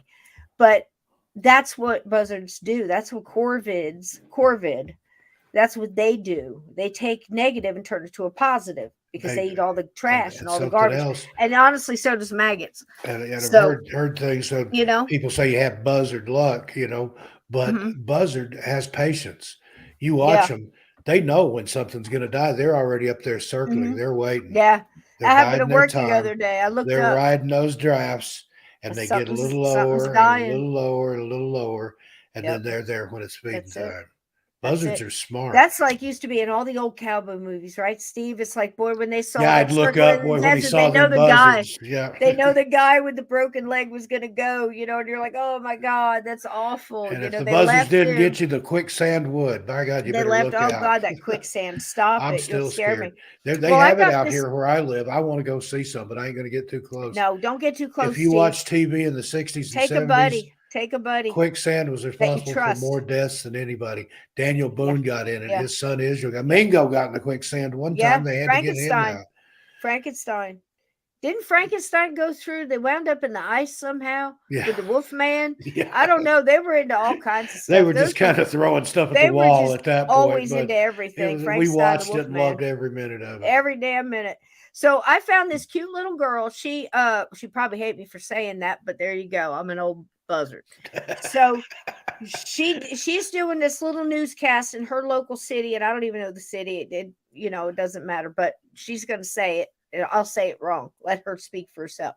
So it was just a really cute little thing that they went out and did in the hospital, but it's giving you some real people again with real stories. I've got some other little stories and another little clip for you, but I thought this was good, so I brought it on. It's like 2-3 minutes. Ooh, that's pretty.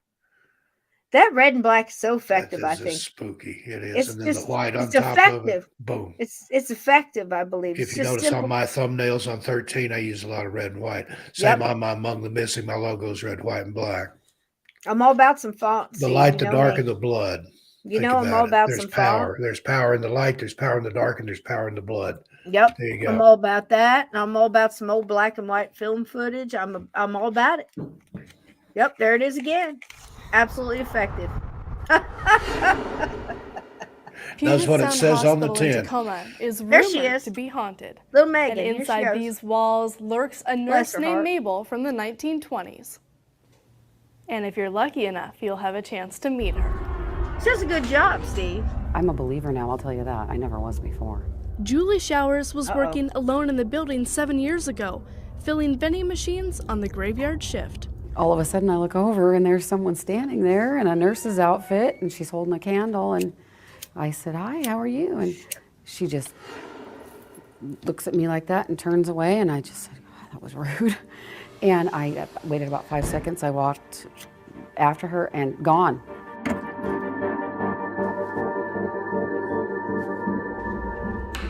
Down in the basement of the old 1950s hospital is the original morgue. Rumors about Mabel the ghost grabbed the attention of Ross Allison. He's been a paranormal investigator for 20 years. Right when we got in this room, we definitely got a huge spike. And it was pretty steady for a bit. And then all of a sudden it just stopped. Many people have seen her wandering the hallways. She's been known to appear in the elevators. And most times when people do see her, they don't even realize that they've ran into a ghost. She seems to be a full, solid apparition, so it would actually look like a living person until you actually end your conversation or just turn away for a second, you look back, she's completely gone. Showers believes there is no mistaking what she saw after a coworker showed her some staff photographs from the 1920s. Well, she just stuck out like a sore thumb. I said, "Right there." And he just says, "Ah, you saw Mabel." You start putting everything together. This couldn't have happened. Sightings of Mabel have been reported at all times of the day and night, and throughout both buildings on the property. There's no such thing as a ghost meter. And sounded so like what we something else do at is we first. basically try to read the environment and determine if there's any changes in the environment. Any Tell them changes that Large can't be Marge sent explained. you. That might My give us God, an right? idea that there could be something paranormal going on. I've been down in the Oh, morgue no. by myself and, you know, down in the basement alone with like one light on, very dim. And it's just, you would have to be here when it's dark. I wasn't really afraid to come back. You're afraid, but you're not. It's that curiosity. Then I was hoping to see her again. Inside the haunted hospital, Megan Hutton reporting, Pierce County News. She did a good job. Megan did. Yep. She's bouncy, Yep, trouncy. love it. She did a good job. Oh, look at the spider, Steve. And I haven't even told a at hospital that. story yet. That's a We're good 2 shot. hours in. That's That's amazing. a right there lovely shot right with there. a candle. Looks like the candle's yeah, illuminating yeah. the spider and That the spider. web. That spider's more effective live than I thought it was going to be. I'd It rather is. enjoy it. Yeah. That's nice. Oh, what's Uh-oh, happening? what's this? What is it? Uh-oh. What's going? Oh! It swallowed us alive. There I we shouldn't go. have ate that last There we sugar go. cube. There we go. You never know what you're going to see here on Journey Through the Gate. Well, I thought she did a lovely little job. It's a cute little story about a hospital there. And I'll tell you, there's tons of them. So, you know, the thing is again, Steve and I aren't sitting here saying our hospital's haunted. We know they're haunted. You know they are. They're haunted with the living as well as and the not dead. trying to prove a thing. It's like you believe, you don't believe. Some people Believe don't. or you don't. I don't care. I know what I know, and I know And what I've felt. you know, I know what and you know I've when they seen. become, when it happens to them, or you know, or not. You know, maybe a time in their journey they're not supposed to. Maybe there's something to do with the balance of things, or you know, something way above my head. I don't know. Where some people just are supposed to know, and some aren't. You know, they're supposed to do other things. So I'm not trying to make people that disbelieve, and I don't want to argue with people that, I have people that I respect what they say, but I don't want to sit down and have a conversation with them, especially live, because there are things that they've said, even though I respect their time in this, and I respect their opinion, and I respect their point of view and their theories. However, they don't fit, they don't make logical sense to me, you know, and I don't want to bring them on here, and I don't want to have a debate with somebody. That's not my intent on the show. My intent on the show is going here. This is a real event. What do you guys think? Have you ever had something like this happen to you? What do you think it is at this point in time in your consciousness? You know what I mean? Because if we know that the paranormal, a ghost, you can take a picture and a ghost could be in a picture, and Steve and I can look at that picture and see it. Even if I don't tell Steve what it is, he's going to describe the same thing I'm seeing, possibly. And then we show it to somebody, and when we go to show it to somebody, it's not there anymore. So with something has the ability of that, how much do you think you're going to be able to And it can figure out? affect things after. That's like some of these EVPs, like some of the ones Michael Laciana has.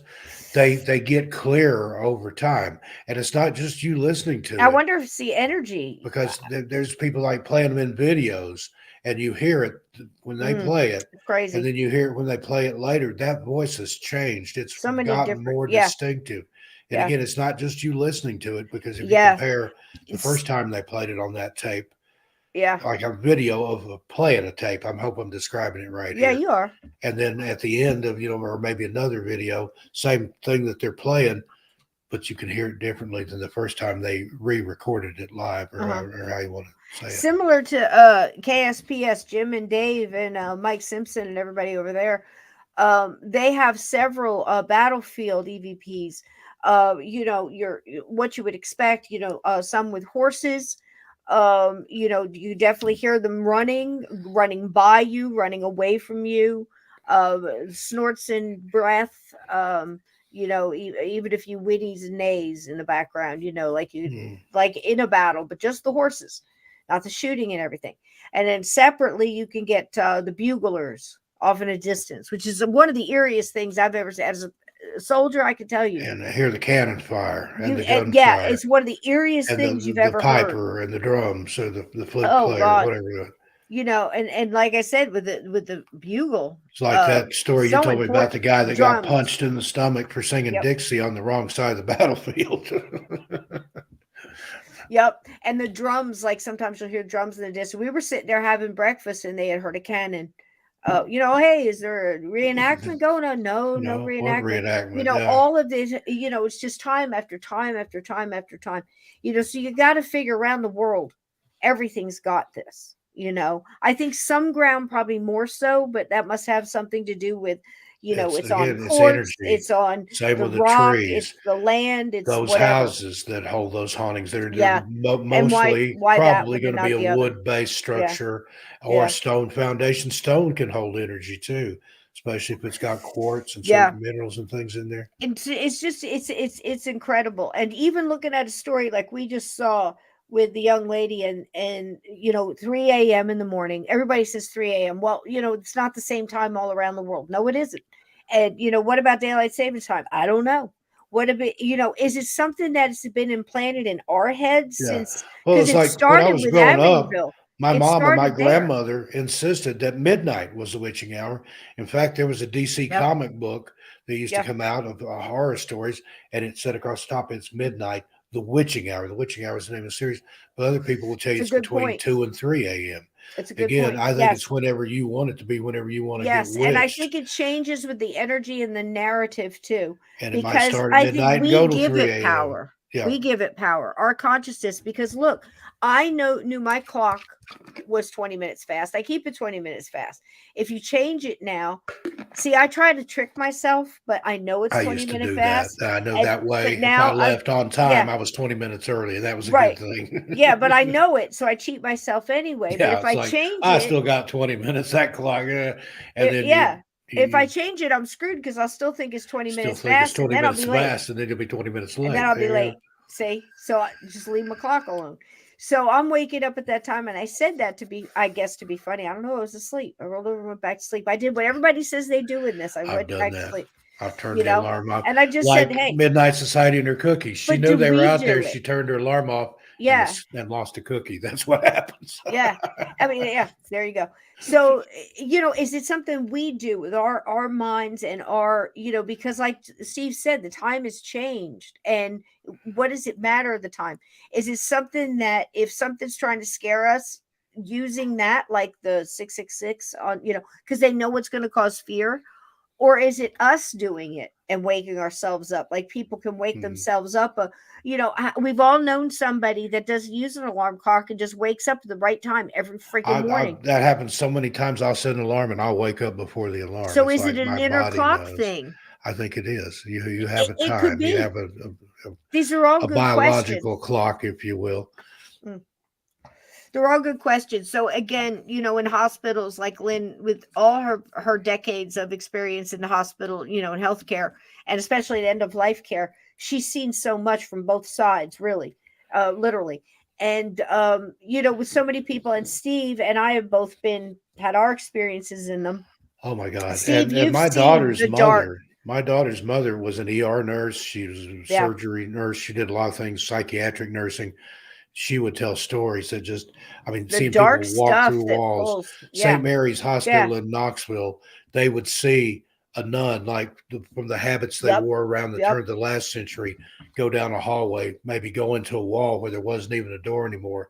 But that was usually an omen or a foretelling Of of something somebody coming. about to pass. Yeah. Something wicked. If Ooh, they see that, there that's you so go. weird. If they Something saw wicked that this way comes. old Look what just fell nurse, off the shelf. there you go. Well, it's backwards, but it says something wicked this way It, comes. it appears right here. So By the pricking of my have you thumb. got your camera reversed or something there? Because that showed right side up. Oh, did it? Yeah. Maybe I did. I think I did click that little do. And But it was backwards for everything's me. showing like my Sabbath T-shirt. That's not backwards, is it? No, it isn't. It says, Okay. how But about I've had that? that happen. I've held stuff up before. Are you guys able to read it in the right direction, or just come up mirror view, I'm guys? watching the YouTube stream over here. So Throw me a can see it. 5-5. Oh, I guess I could too. Boy, Steve, you're smart. Look at that. I've got I it should on look at one of these 4 screens I got three up here. devices here. Yeah. And I've got it playing in the other room on that computer over there too, getting you I can't tell. those watch Yeah, hours and those yeah, you're ads. good. Here, I'll hold it up again.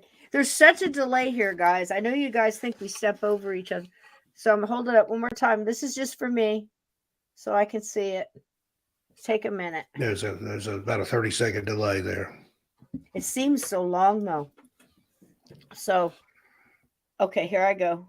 I'm picking it up now. What if you held it up and you didn't see it? Oh, look at that. It did come out good. Good. How about that? We learned something new.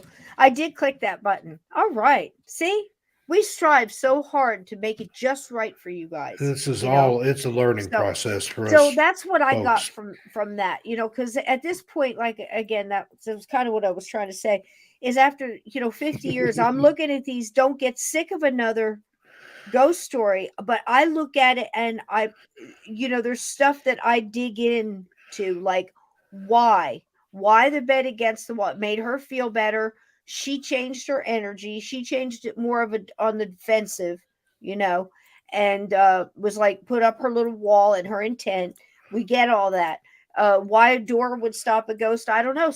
Maybe some can go through and some can't. So again, we can't put all these things on ghosts. We have to broaden our view of what they're capable of doing, because we really don't know, because I don't think they know. That's our construct. What do Ghosts they know they can do?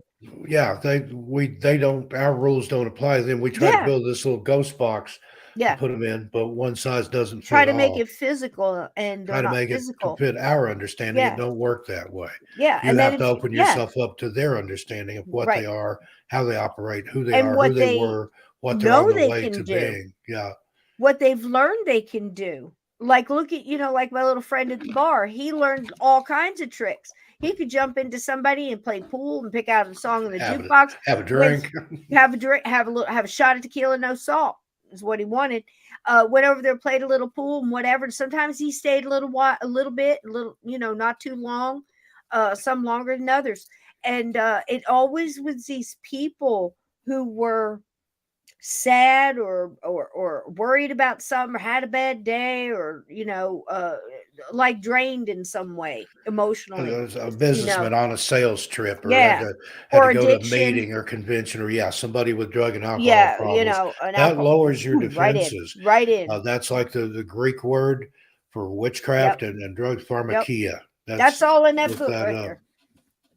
The I mean, ancient there's a Greek. whole chapter on jumpers, I called them. Different ghosts that learn different things that they could do. Think of the movie Ghost and everything that Patrick Swayze. There's so much truth in that movie, even with all the ridiculous crap that went with it.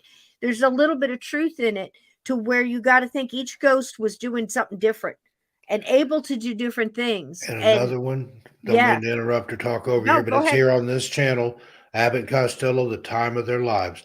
If you want Yes. to understand ghosts from Yeah. even though it's a comedy film, Yeah. that will tell you more about From ghosts their and how they perspective. operate, how they So behave true. from their perspective than any So true. documentary or paranormal show that I've ever seen. And it's a comedy.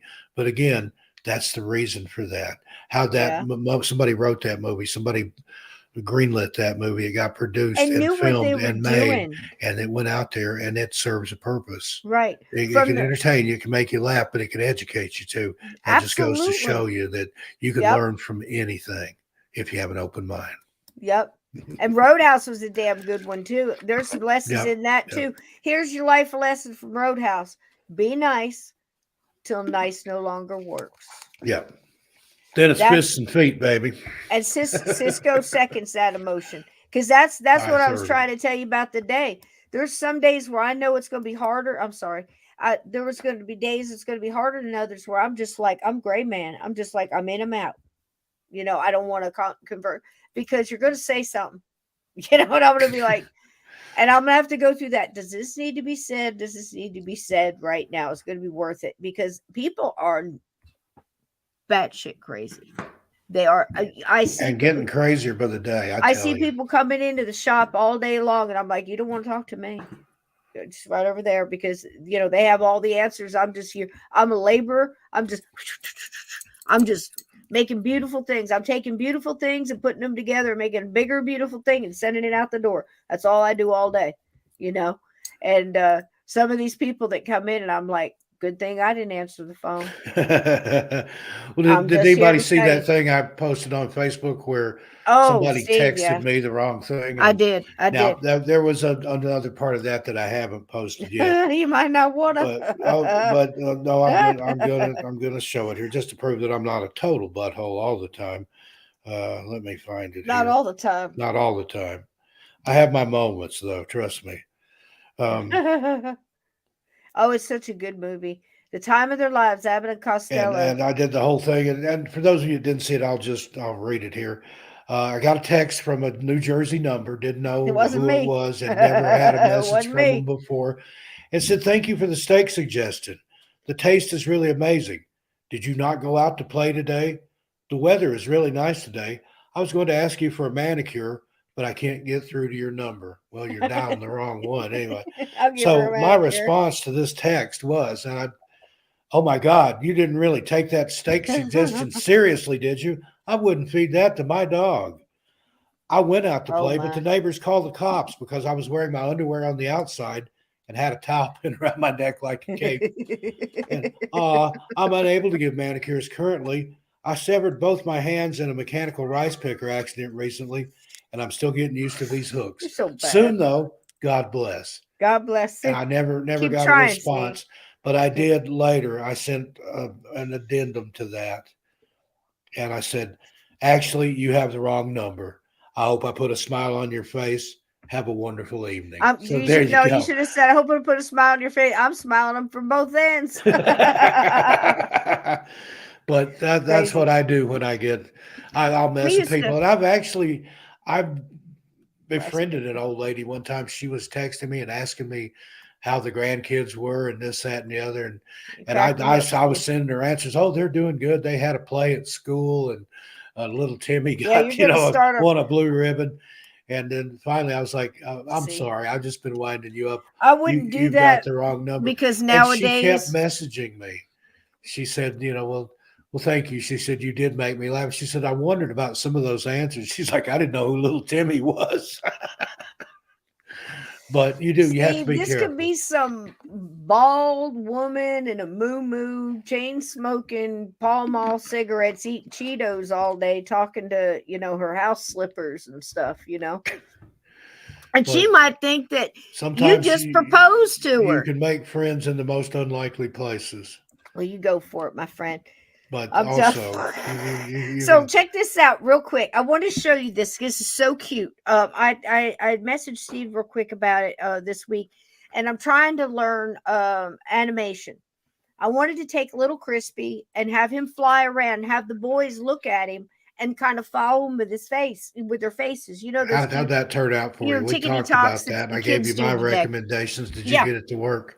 I've got it about there. I'm Okay. trying to smooth it out. It's still a little jerky for my taste. I wanted to do a nice smooth, but absolutely, I'm almost there. I just need more time. But in trying to get that shot, I'm standing there. The boys are sitting. They're absolutely adorable. They are 8 pounds apiece. One's just a titch over, but they look like so different. At this point, one is solid muscle and absolutely has the butt control of Marilyn Monroe. Did you say butt control? Butt control. And I'll explain that. He can, in midair, he can jump and in midair swing his butt so he spins and does a complete 180 and lands in another direction. Mulder does that. And on dead speed. And he does it all with the flicking of his butt and his tail. It's an amazing thing to watch. But anyway, I digress. So we taped this little video, and I want you to look at it carefully and tell me what you see, because I think somebody joined us here and also wanted to be on the show. So tell me what you see. Here we go. And this is, of course, if you don't know, these are my boys. They are Spirit and Bucephus. Here we go. Oh my God, they're so cute, right? I know. But look at their faces. Now watch. What did you just see? What did you just see? One of the fae or an orb or a spirit or something. I think it's Dickens. I think Dickens wanted to be. Now watch it again. I can't slow it down, but you can see.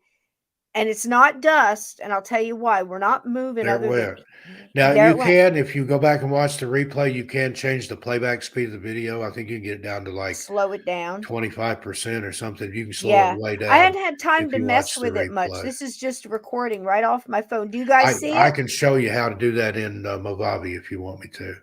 Yep, but this is the clean, I haven't done anything to it. This is exactly how it came up on my phone, and I just shared it so I can show you guys tonight. But isn't this a trip? And it's a solid one. You know how like dust usually is like almost like a translucent kind of. This is crazy. Cathedra saying she just saw something black out the reflection behind you, Cisco, while that was going on. Oh, really?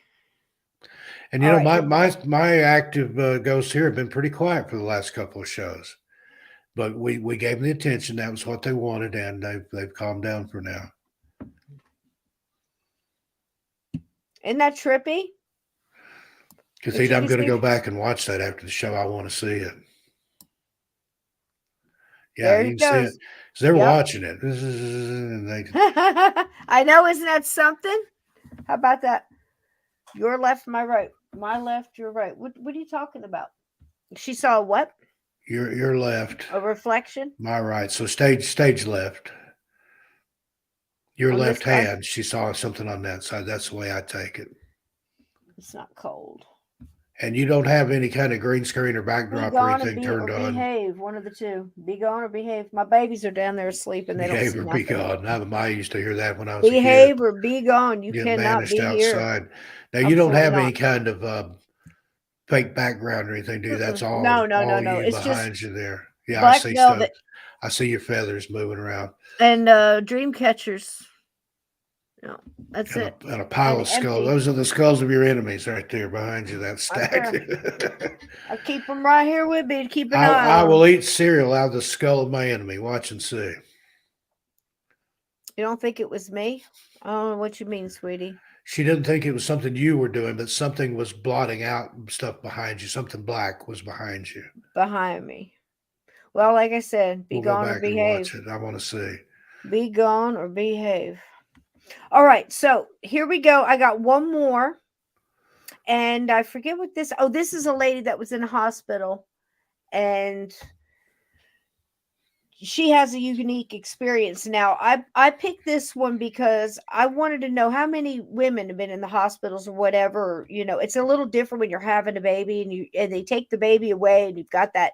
It's like the first time you're separated. You know what I mean? I didn't let them do it with me. I don't know. Yeah. Some Well, people you've choose carried it. that little You have bugger to for rest. 9 months and then Right. it It's such pops a out weird and they want feeling. to run off and take it and do something with it. Yeah. You leave that And you're baby with the so mother. I don't protective. care if it's covered in blood and mucus and whatever. It Right. needs to bond. You need to hold that baby Yeah. until they make you let them I take mean, it to it's do something such with an it. intense inherent. I mean, this is one of the most natural things. Here, let me tell you a quick story. I've done a lot of construction in my life, and I've worked for a lot of, trust me. And we were out there, and we were clearing and doing some demo on this land we were going to put in a pool. So we're going through and we're clearing some stuff, and at this one time, this cardinal, a mama cardinal, because they like to nest in the thrush in the thicket. They're like ground. That's where they put their nests, right? So this poor thing hears this tractor, like a small bush hog, coming, and she jumps out of the thrush and pretends that her wing is broken, and in front of this big machine to her, loud, had to look like a monster. And she comes out and tries to pretend her wing is broken, to lure this monster I've away seen from her birds do nest. that. And if that don't work, they'll start dive bombing your head How if you does get a too close. mother not give everything to protect the child? I don't understand. Indeed. That is the most inherent thing in nature. So anything that can pull you from that, I can tell you, it's got to be some of the darkest magic you've Well, ever that's like imagined. these girls that give birth to their baby at prom and leave it in the toilet, or they find a newborn in a dumpster. There's something or something. different. Boy, you're going to pay for that. Happening. There's something different happening. Just keep an eye on that. You know what I mean? It's just we got to keep putting love into the world. But right after the kitty vid ended, I believe. Okay, I'll take a look.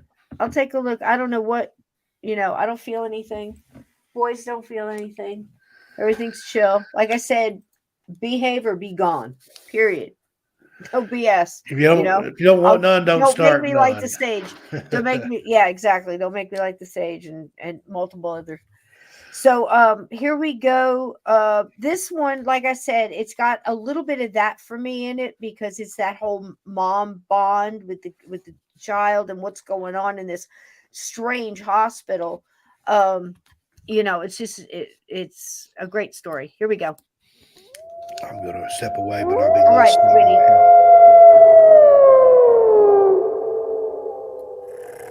Hey, Donnie Cho.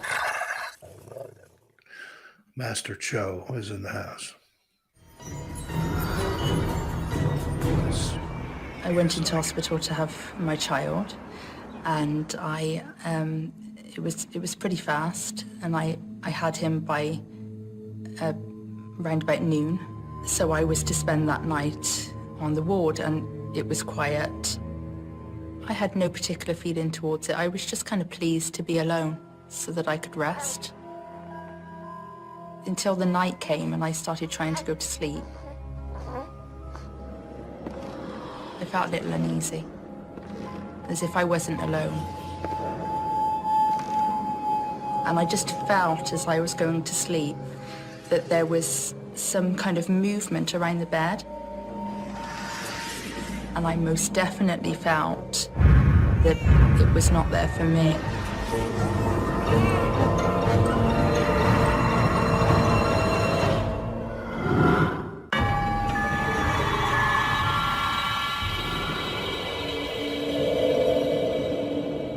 Well, I never liked staying on my own at night in hospitals of any kind. But that one was particularly creepy, but it was very old. It was an old memorial hospital. The architecture was just very old. It used to, be used for the troops. Right next to the hospital are old railway tracks that are no longer used. Any hospital gets a little creepy when you're there on your own at night, you know? Debbie had been a nurse in many English hospitals. She had a feel for their ins and outs, and this one felt creepy. But she still thought she'd get a good night's sleep. After all, she had a quick and normal delivery. However, she was about to experience a long and extraordinary night.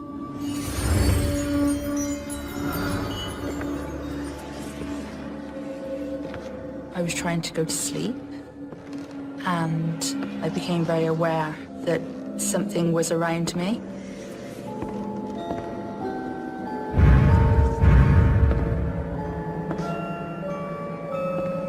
There was the cot where Jacob, my youngest child, was sleeping, and I don't know, I just felt like there was this movement around me, this kind of curiosity. And so I just couldn't seem to settle.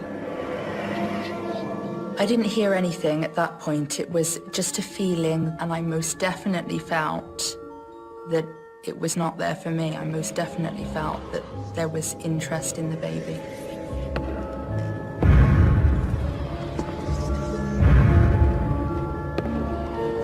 And it wasn't that I thought that anybody physical, a person, was taking an interest in the baby, because the nurse and midwife and everything were just, you know, somewhere else down the corridor, and there was nobody else in the ward with me. So I just knew that this was some non-physical thing. So I tried to go back to sleep.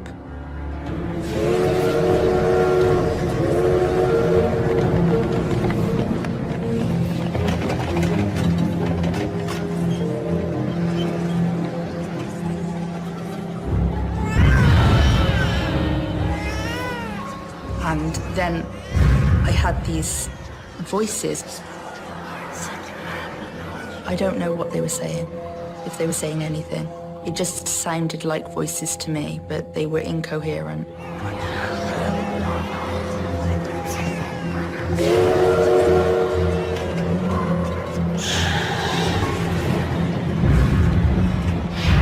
Then I just felt nervous. I felt nervous, like I shouldn't sleep, or I couldn't rest. And so I resigned myself that I was not going to go to sleep. So I went to check the baby's nappy, Jacob's nappy, and I changed his nappy.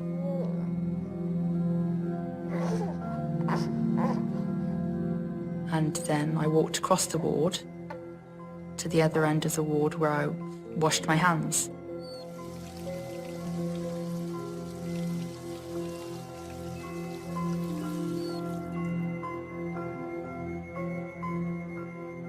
And as I walked a couple of steps away from the wash basin, the faucet turned itself on full force.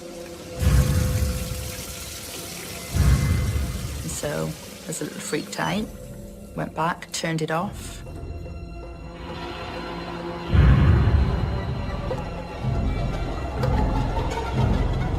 I was kind of nervous, I would say, when I heard the tap go on. But I was kind of, I had that feeling of, I'm not imagining it, you know? And then I tried to go to sleep, and I didn't have much success.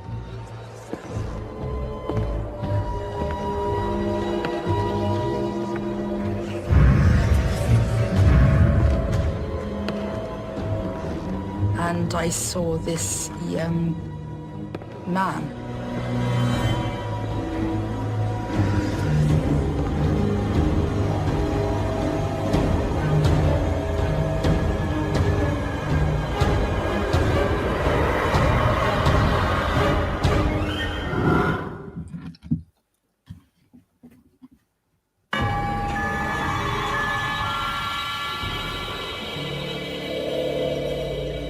I opened my eyes, having not been able to settle, and I looked towards the cot, and I saw this young man, or what I would say was about a 15-year-old boy. this young boy sat at the foot of the bed. He was kind of dirty and he had tatty clothes. He appeared to me to be a young worker, not of this era. And he had this bag. It was like a leather bag that you would expect to see an old-fashioned doctor sort of open and close and get their stuff out of, only it was dirty and tatty, and he was fiddling with some kind of tools or something.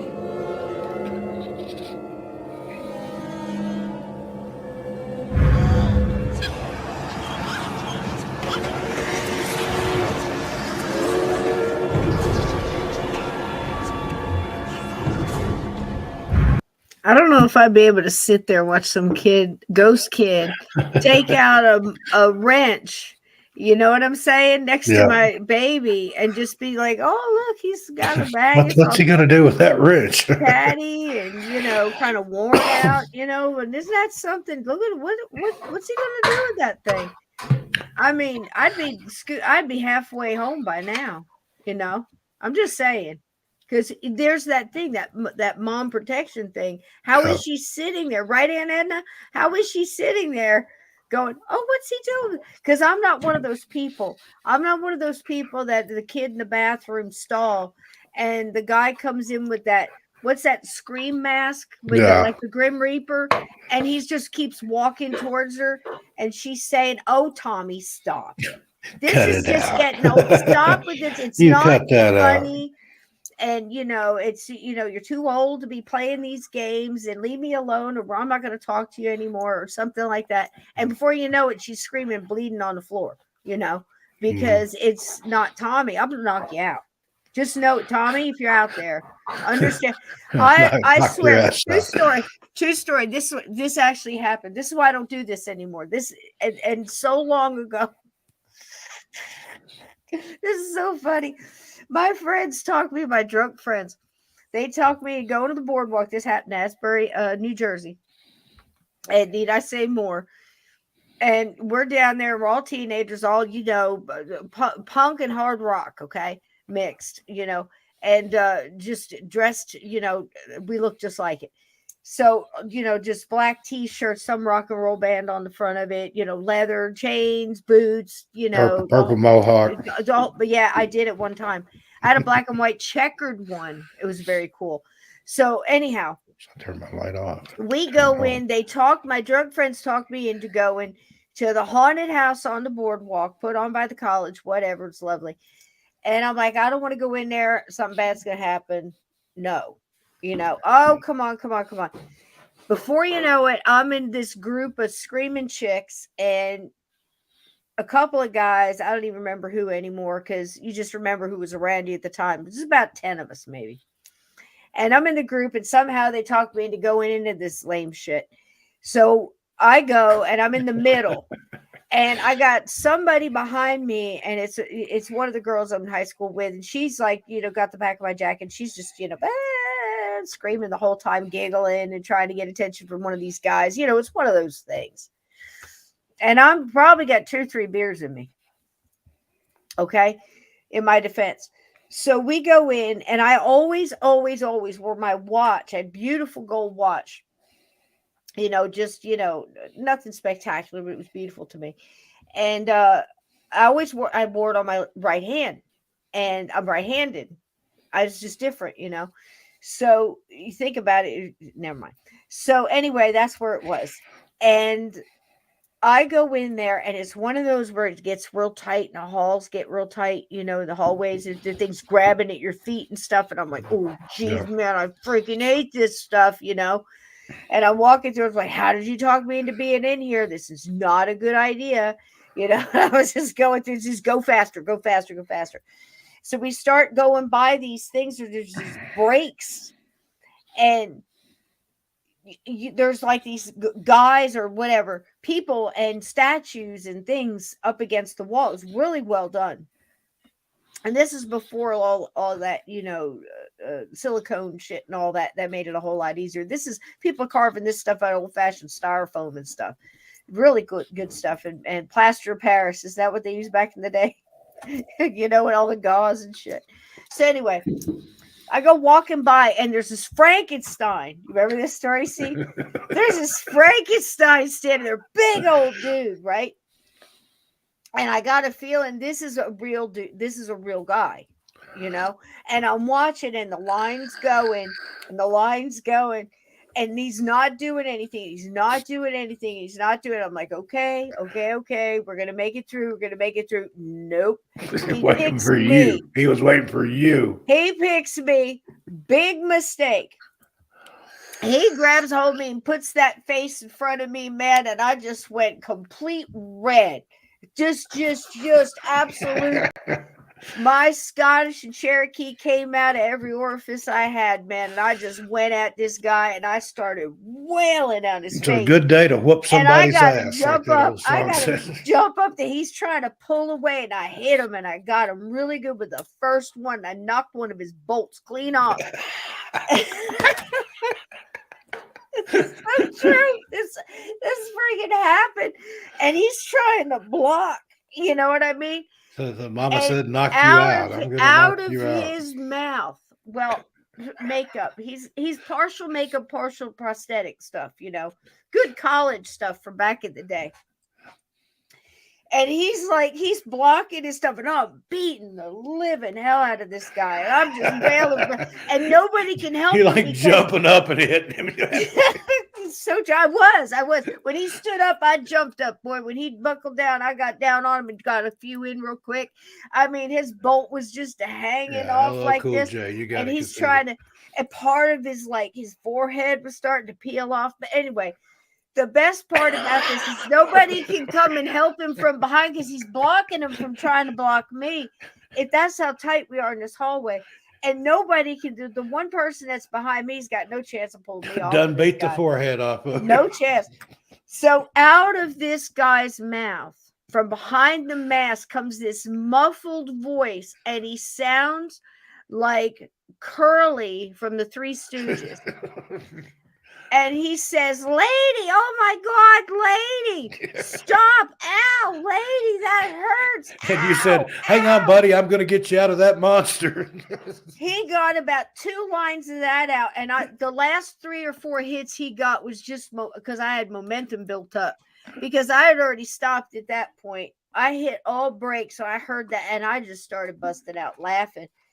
I turned around. And the guy that was behind the girl finally got a hold of my jacket. He's pulling that glove, So we go out, and I said, "Forget it, man. I'm not going back in there." I had lost my watch because I had it on my right. It was embedded in his I forehead. beat that Frankenstein so bad I lost my watch, and I did not go back in to get it because I was going to kill somebody. I went home. Embedded in that forehead. This is why you don't in his drink. mouth.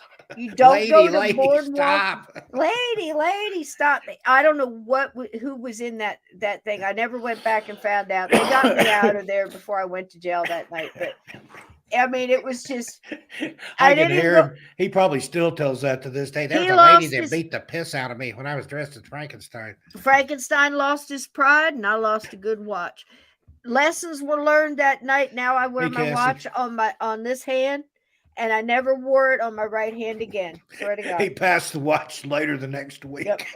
That's a bitch. That time they probably stopped ticking that night. Paraphrase Dwight Cathedra was saying there. Oh yeah, that time it's probably stopped ticking that night. I'll tell you what. But that was the funniest thing. And that voice saved his life. It was probably, and you realize, I was so mad. May not be a monster. I was so twisted up with adrenaline. By the time I was so mad having to walk through that hall where they're grabbing at your ankles, I was like, man, this is I don't like it. It's dark. I don't want to be here. This is, I'm just fair warning. You shouldn't touch people. No. Once you break that barrier, and there was a thing, look, I'm not joking. Brigantine Castle, you can look this up. Brigantine Castle back in the day hired a bunch of college kids from the drama from all the universities around because it was going to be this big shit, out in the never before seen. Brigantine, come on. It was around the Crazy Eddie days. So it had that kind of like call, it was like a Barker kind of commercial. Like everybody was going to Brigantine Castle come Halloween. Like those commercials that They're they have all for the hopped drag up on races. LSD. Sunday, Sunday, Sunday. They're all hopped up on LSD and God knows what else. And half of them snapped and hurt some people bad up there at the thing. Attacked some people and believed that they were really the psycho killer that kills you with the scissors and chainsaw. That's Something like was some of bad these haunted afoot. houses they have now where you have to sign a 24-page release Mm-mm, because they're going to nope. physically No, you attack release you. just No, go thank ahead and you. release me completely. I don't want no part of that shit. Well, this one here, it kind of got me with the little kid. It seems almost residual, but he's got interaction with the baby, so I'm going to say not residual. I'm saying intelligent haunting on this one, Steve. So far, it's almost done. It's a little bit more. We'll finish You up. had to pull over. I felt that there was interest in the baby, and I don't know whether there was more than him there.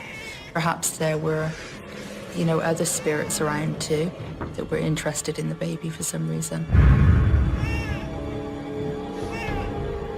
He might have been protecting the baby, Steve. Yeah, Just there for a few seconds and then just vanished. In the old days, fade that's away, how everything was just babies gone. got taken by the Fae and turned into a Really changeling. didn't get any You didn't leave sleep that baby until for a minute. another lady joined me at about 5 in the morning. Hey, Monica Device, how you doing? Good to see you. Hey, Monica, welcome in.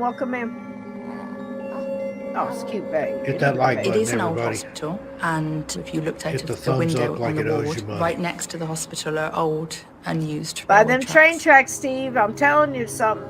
Something about the way those rail beds are put together. It was energy, ma'am. I'd have to say he was something to do with And it's the not the railway. rails, it's in the And rocks he and the layers did of look stuff that as they if put he there. would have been a worker on a railway track, because one would assume that, in those days, 15-year-old boys did work on the railway tracks. That's for fact. They sure did. I think that there's more to the universe than meets the eye, and that just most of the time we can't perceive it because Hey, there's Nora Harris. we're too busy Hey, Nora. thinking, worrying, analyzing. Perhaps other people aren't quiet enough, because I'm quite a quiet person. I'm quite a still person at times, like and what so I she guess said some there. people just can't access that. Some people aren't quiet enough. Sarah and Debbie's stories both tell of classic residual hauntings. The ghosts in these stories seem to have suffered that's what trauma he that's thinks. left an imprint on the The environment. writers think. Their actions play over and over in the same way. Residual hauntings are believed to feature footsteps, voices, and visual images, I don't believe it's but not much interaction between the living and the dead. Debbie's ghost may have been a visitor interested in a baby born long ago, while Sarah's ghost could have been doctors checking on their long-ago patient. Sarah and Debbie both feel that the ghosts were attracted to them personally. But in residual haunting, it's believed those ghosts would act the same way no matter who was in the bed, for they are doomed to repeat their actions forever. Such a good show. Now, was Such it a you good was telling show. me about, I think it's in Gettysburg, you went down in an elevator and it opened up and there was like a doctor operating on somebody and he turned Yes. and looked at you and then the doors closed. It And I wasn't bet me. you back It was- then Yeah. that there was a doctor operating and he saw probably what he thought was an angel come Could out have of been. the wall because there wasn't an elevator Yeah. back then. Yeah. He saw the wall open up and there was a being of The light standing energy there. that must take, Steve. I sat and I talked to Mark Nesbitt about that. Now, That was what several happened people too, have wasn't gone. it? Well, it didn't happen to him. It happened to people at the college that worked at the college. There were professors and other people that were mixed in because it's happened more than once. Over just when I saw Mark this last summer, we talked about it, and he said at least 4 different stories have come to him about that. And the first 2 he puts the most stock in. Not that he distrusts the others, but they came to him in such a way and fresh that anything after that is just gravy. Well, it was like that doctor was asking for help, like, look, can you help because me? he did the whole room though. And I bet you to if you went manifest back that. and if that doctor had a diary or kept Yeah, notes or yeah, correspondence, yeah. he probably wrote about he was Incredible. operating on these soldiers and he saw the wall open up and there was a being of light in there and Yeah, he asked it for help and then for it just help. disappeared. Incredible, incredible. And the amount of energy, Steve, I think that you goes know, both ways. I think we see something in the present, what we're seeing from the past, those people in the past saw us. It's could be. a transference of energy Yeah, across this time and man. space. It Could could be, could be, who knows? it could be, or I like to think about it. both times bled into each other for just a moment, and again, what the other saw is incredible because when I talked to Mark about that. Now it's the hub for all the electric, and Yeah. like it's like that the energy hub for this, for that Yeah. building at the college. So he has the energy source and the buildup. It seems to take time to be able to build up to do it again. But the And elevator's open if you don't know the story, and the people are stunned. They're forced to go down to the basement no matter what button they push. The elevator doors slowly open up, and as they open up, they're able to hear sounds, smells, and the entire atmosphere of this room, which is huge, opened up as it was during the Civil War and being used as a hospital, makeshift hospital. And people are in all state of having amputations and being and I think fixed. wasn't it just the surgeon? He was the only one that Orderlies, seemed to he's the only notice. one. He looked Yes, over yes. and like So that yeah, silent help me here. yep. So we believe that it's Mark. Actually, this is Mark's theory. Mark believes that it's him. He's the only ghost that's actually there, intelligent, and that he's manifesting the vision he sees. What he sees when he sees the elevator doors open, we don't know. We only have guesses. But he does look up and look directly into the eyes of whoever is in that, stunned at this sudden vision. Mhm. And he makes eye contact and pleads with his face and wows the words, "Help me." And it's the most incredible haunting I think I've ever heard. One of yours too, Steve, right? Yeah, and I like I said, I'd love to go back and look through that doctor's correspondence, a Yeah, diary, yeah. anything like that, and Did he see if see he wrote something? about the time Did he that see he was something? operating on somebody and he saw an angel appear out of the 100%. wall. The Like, you won't wall believe opened what I up saw. These silver doors just came up because out of you can nowhere. imagine somebody back then, they see us now dressed the way we are. They're not going to know what's up with that. Oh That's like yeah. my experience that I had in downtown Portland. I'd been down to Second Avenue Records. I've got my ripped up jeans on, a Cramps t-shirt and a leather jacket. I turned around the corner just as another guy was coming around the corner, and he's got on this 1800s getup, like Oh a wow. Yeah, caped yeah, yeah. jacket Oh, and a tall hat, and he looked absolutely horrified. Well, I went around the corner. He went the other way. I turned around, went right back. I thought, are they shooting a movie? Is somebody role right, playing? I got right. to get a look at this guy's outfit. The time it took me to turn around and go right back around the corner, he was absolutely gone. There was a busy street there. He didn't run out into traffic. Gone. He wasn't on the other side of the street. I could see all the way down the block for a couple of blocks, and that was a bank building there. There was no windows or doors or anything except way up high. He was just gone. But that look that he gave me, and he probably, I was in downtown Portland. I was on my way to this business meeting, and I saw the most strange person with ripped clothing and wild hair. I had a blue streak in my hair then. And he looked just like, oh my God, are you going to kill me? That type of look. Yeah. And I And get it's that from also, people sometimes that anyway. that But he saw you, and he I was looking at acknowledged him and you, we and saw each yeah. other. Yeah, And yeah, I'm sure yeah. my eyes were bugging out That's because I'm thinking, intense. that's a Yeah. great costume, That dude. is. And Yeah. then And it's those moments, I've had a now, few. Cathedra, that was another time when I ran out That's into incredible. traffic. That was when I saw that glimmer creature. That was also in downtown Portland, but that was on Fifth or Sixth Avenue where the Transit Mall is, late at night. This was a broad daylight thing that happened when I'd been to Second Avenue Records, about 4 blocks away. But that whole Yeah, place the down stuff like there, that's always Portland's incredible. an old place. A lot of murder, a lot of blood on Yeah. those boards It's like the there. streets of Chicago, New York, and all Yeah. the energy. That's what I'm saying about the hospitals. It seems to me like the concentration, as in a battlefield, as in So many of these different things, mortuaries, funeral homes, Yeah. But again, you also have to understand, is there prayer involved in these buildings? Because that makes a difference. I mean, where there's a chapel, I've known people that were praying in the chapel that, saw things on the outside of the door that she had seen in one of the wards she had been in, but it could never get through that door. And for some reason, she couldn't put it together. And it's like, it's a prayer. Yeah.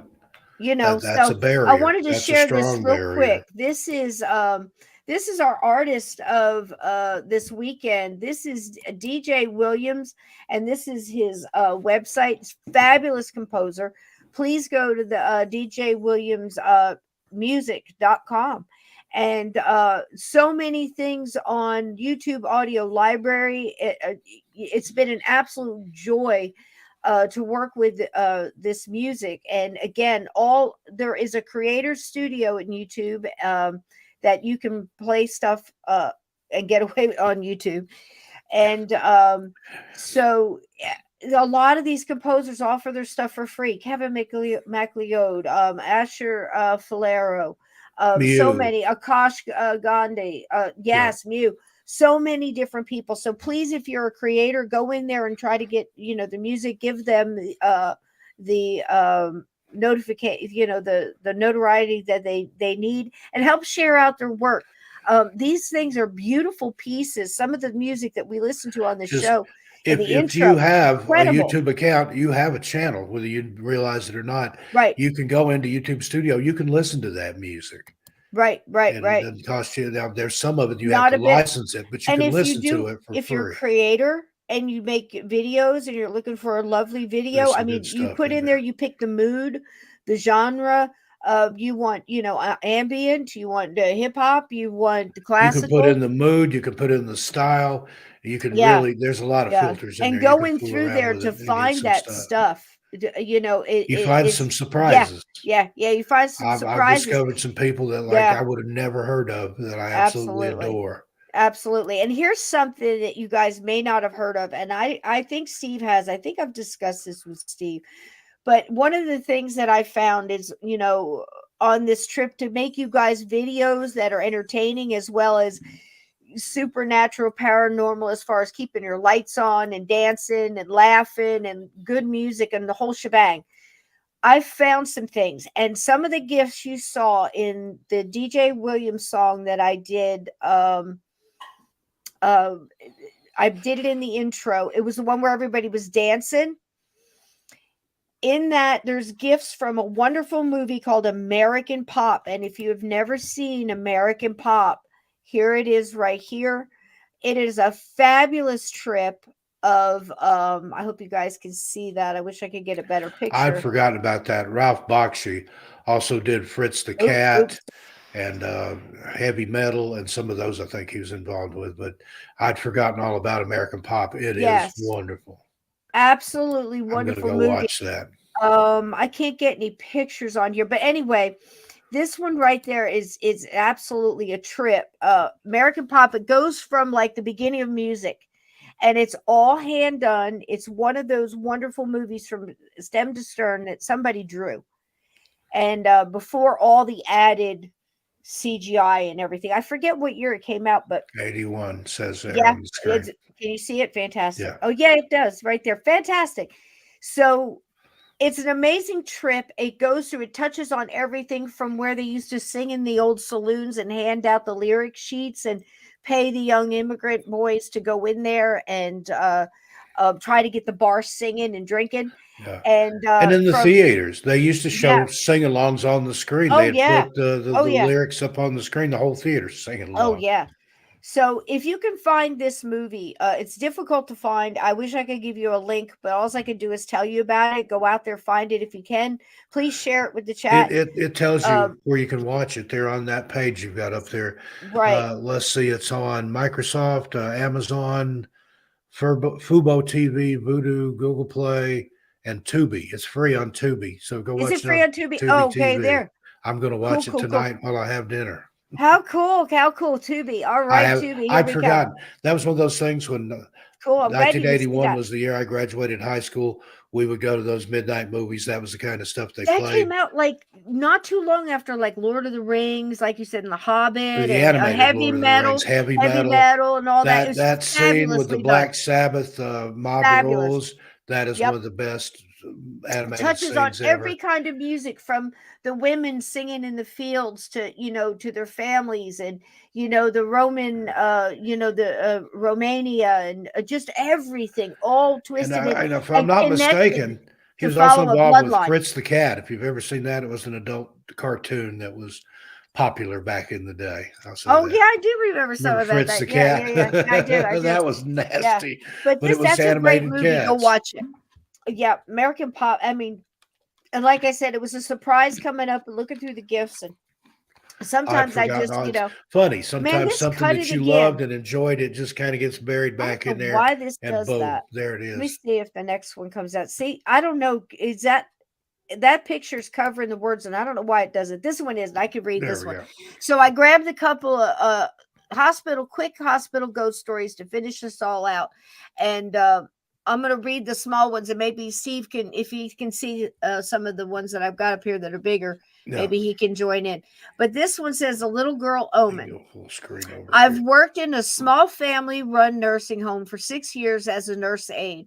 It was an orphanage before it became a nursing home, and unfortunately, before being shut down, the orphanage had a history of severe abuse and neglect. Unfortunately, it's not gossip. The owner herself has told us. When residents get close to death, they always see a little girl. One of my patients, a very alert gentleman, he knew all our names and was very alert and orientated. I was passing dinner trays and saw that he had his back turned and was talking and laughing in the corner. I knocked and asked him who he was talking to. He chuckled and said, "This little girl came into my room. She was scared." He died 3 days later. About 6 months later, had another patient screaming about a little girl grabbing his feet, and she needed to leave him alone. He died that night. She came up over the years. It's always the same thing. They see her and then they die.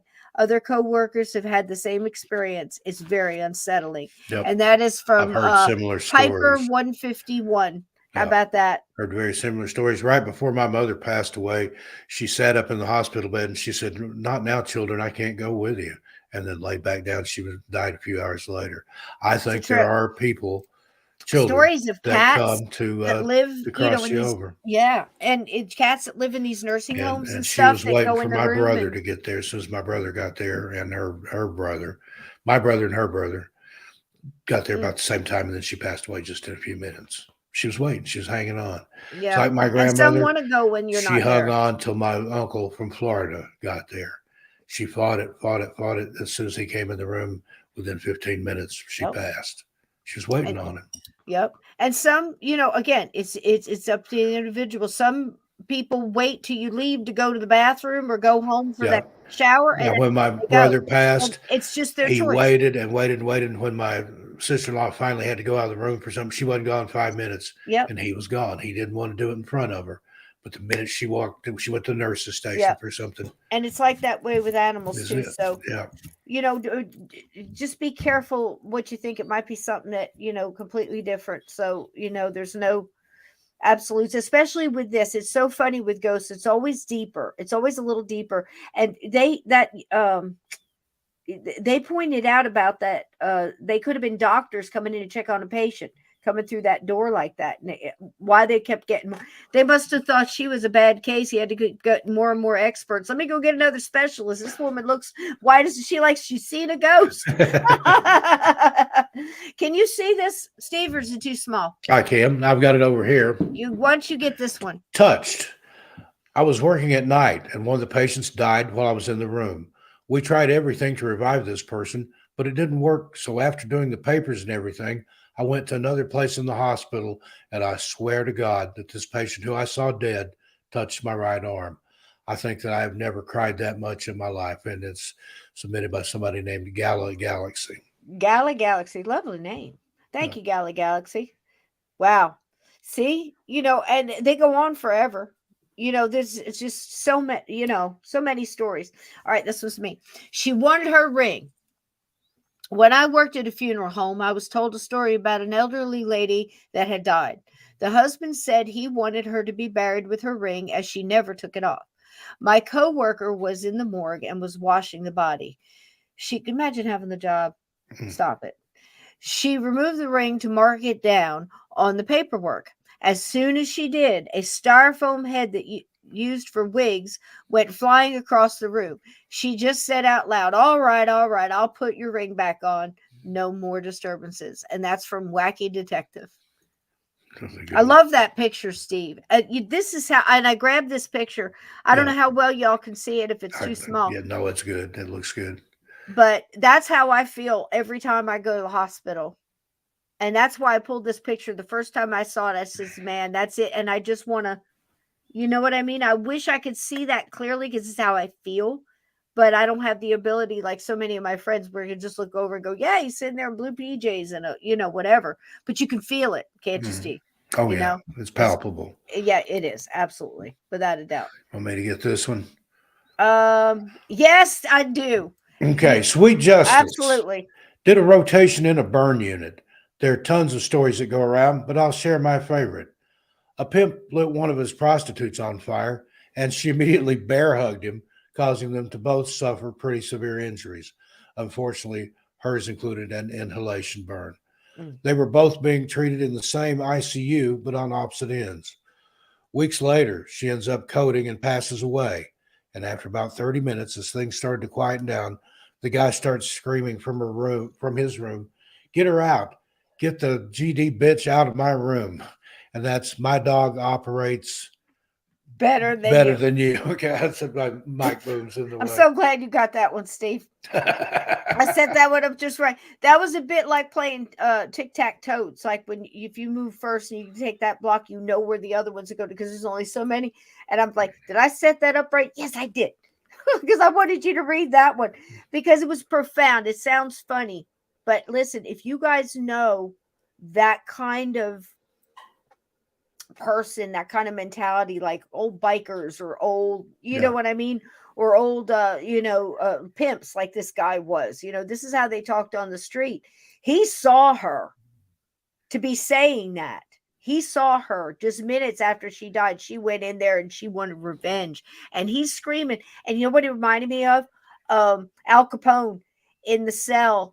And one of the victims, Jimmy, from the St. Valentine's Day Massacre, absolutely haunted Al Capone in his cell, not only in Alcatraz, but he was in another, and followed him later, if I'm not mistaken, and drove him absolutely crazy. And they blame it all on syphilis that made him nuts.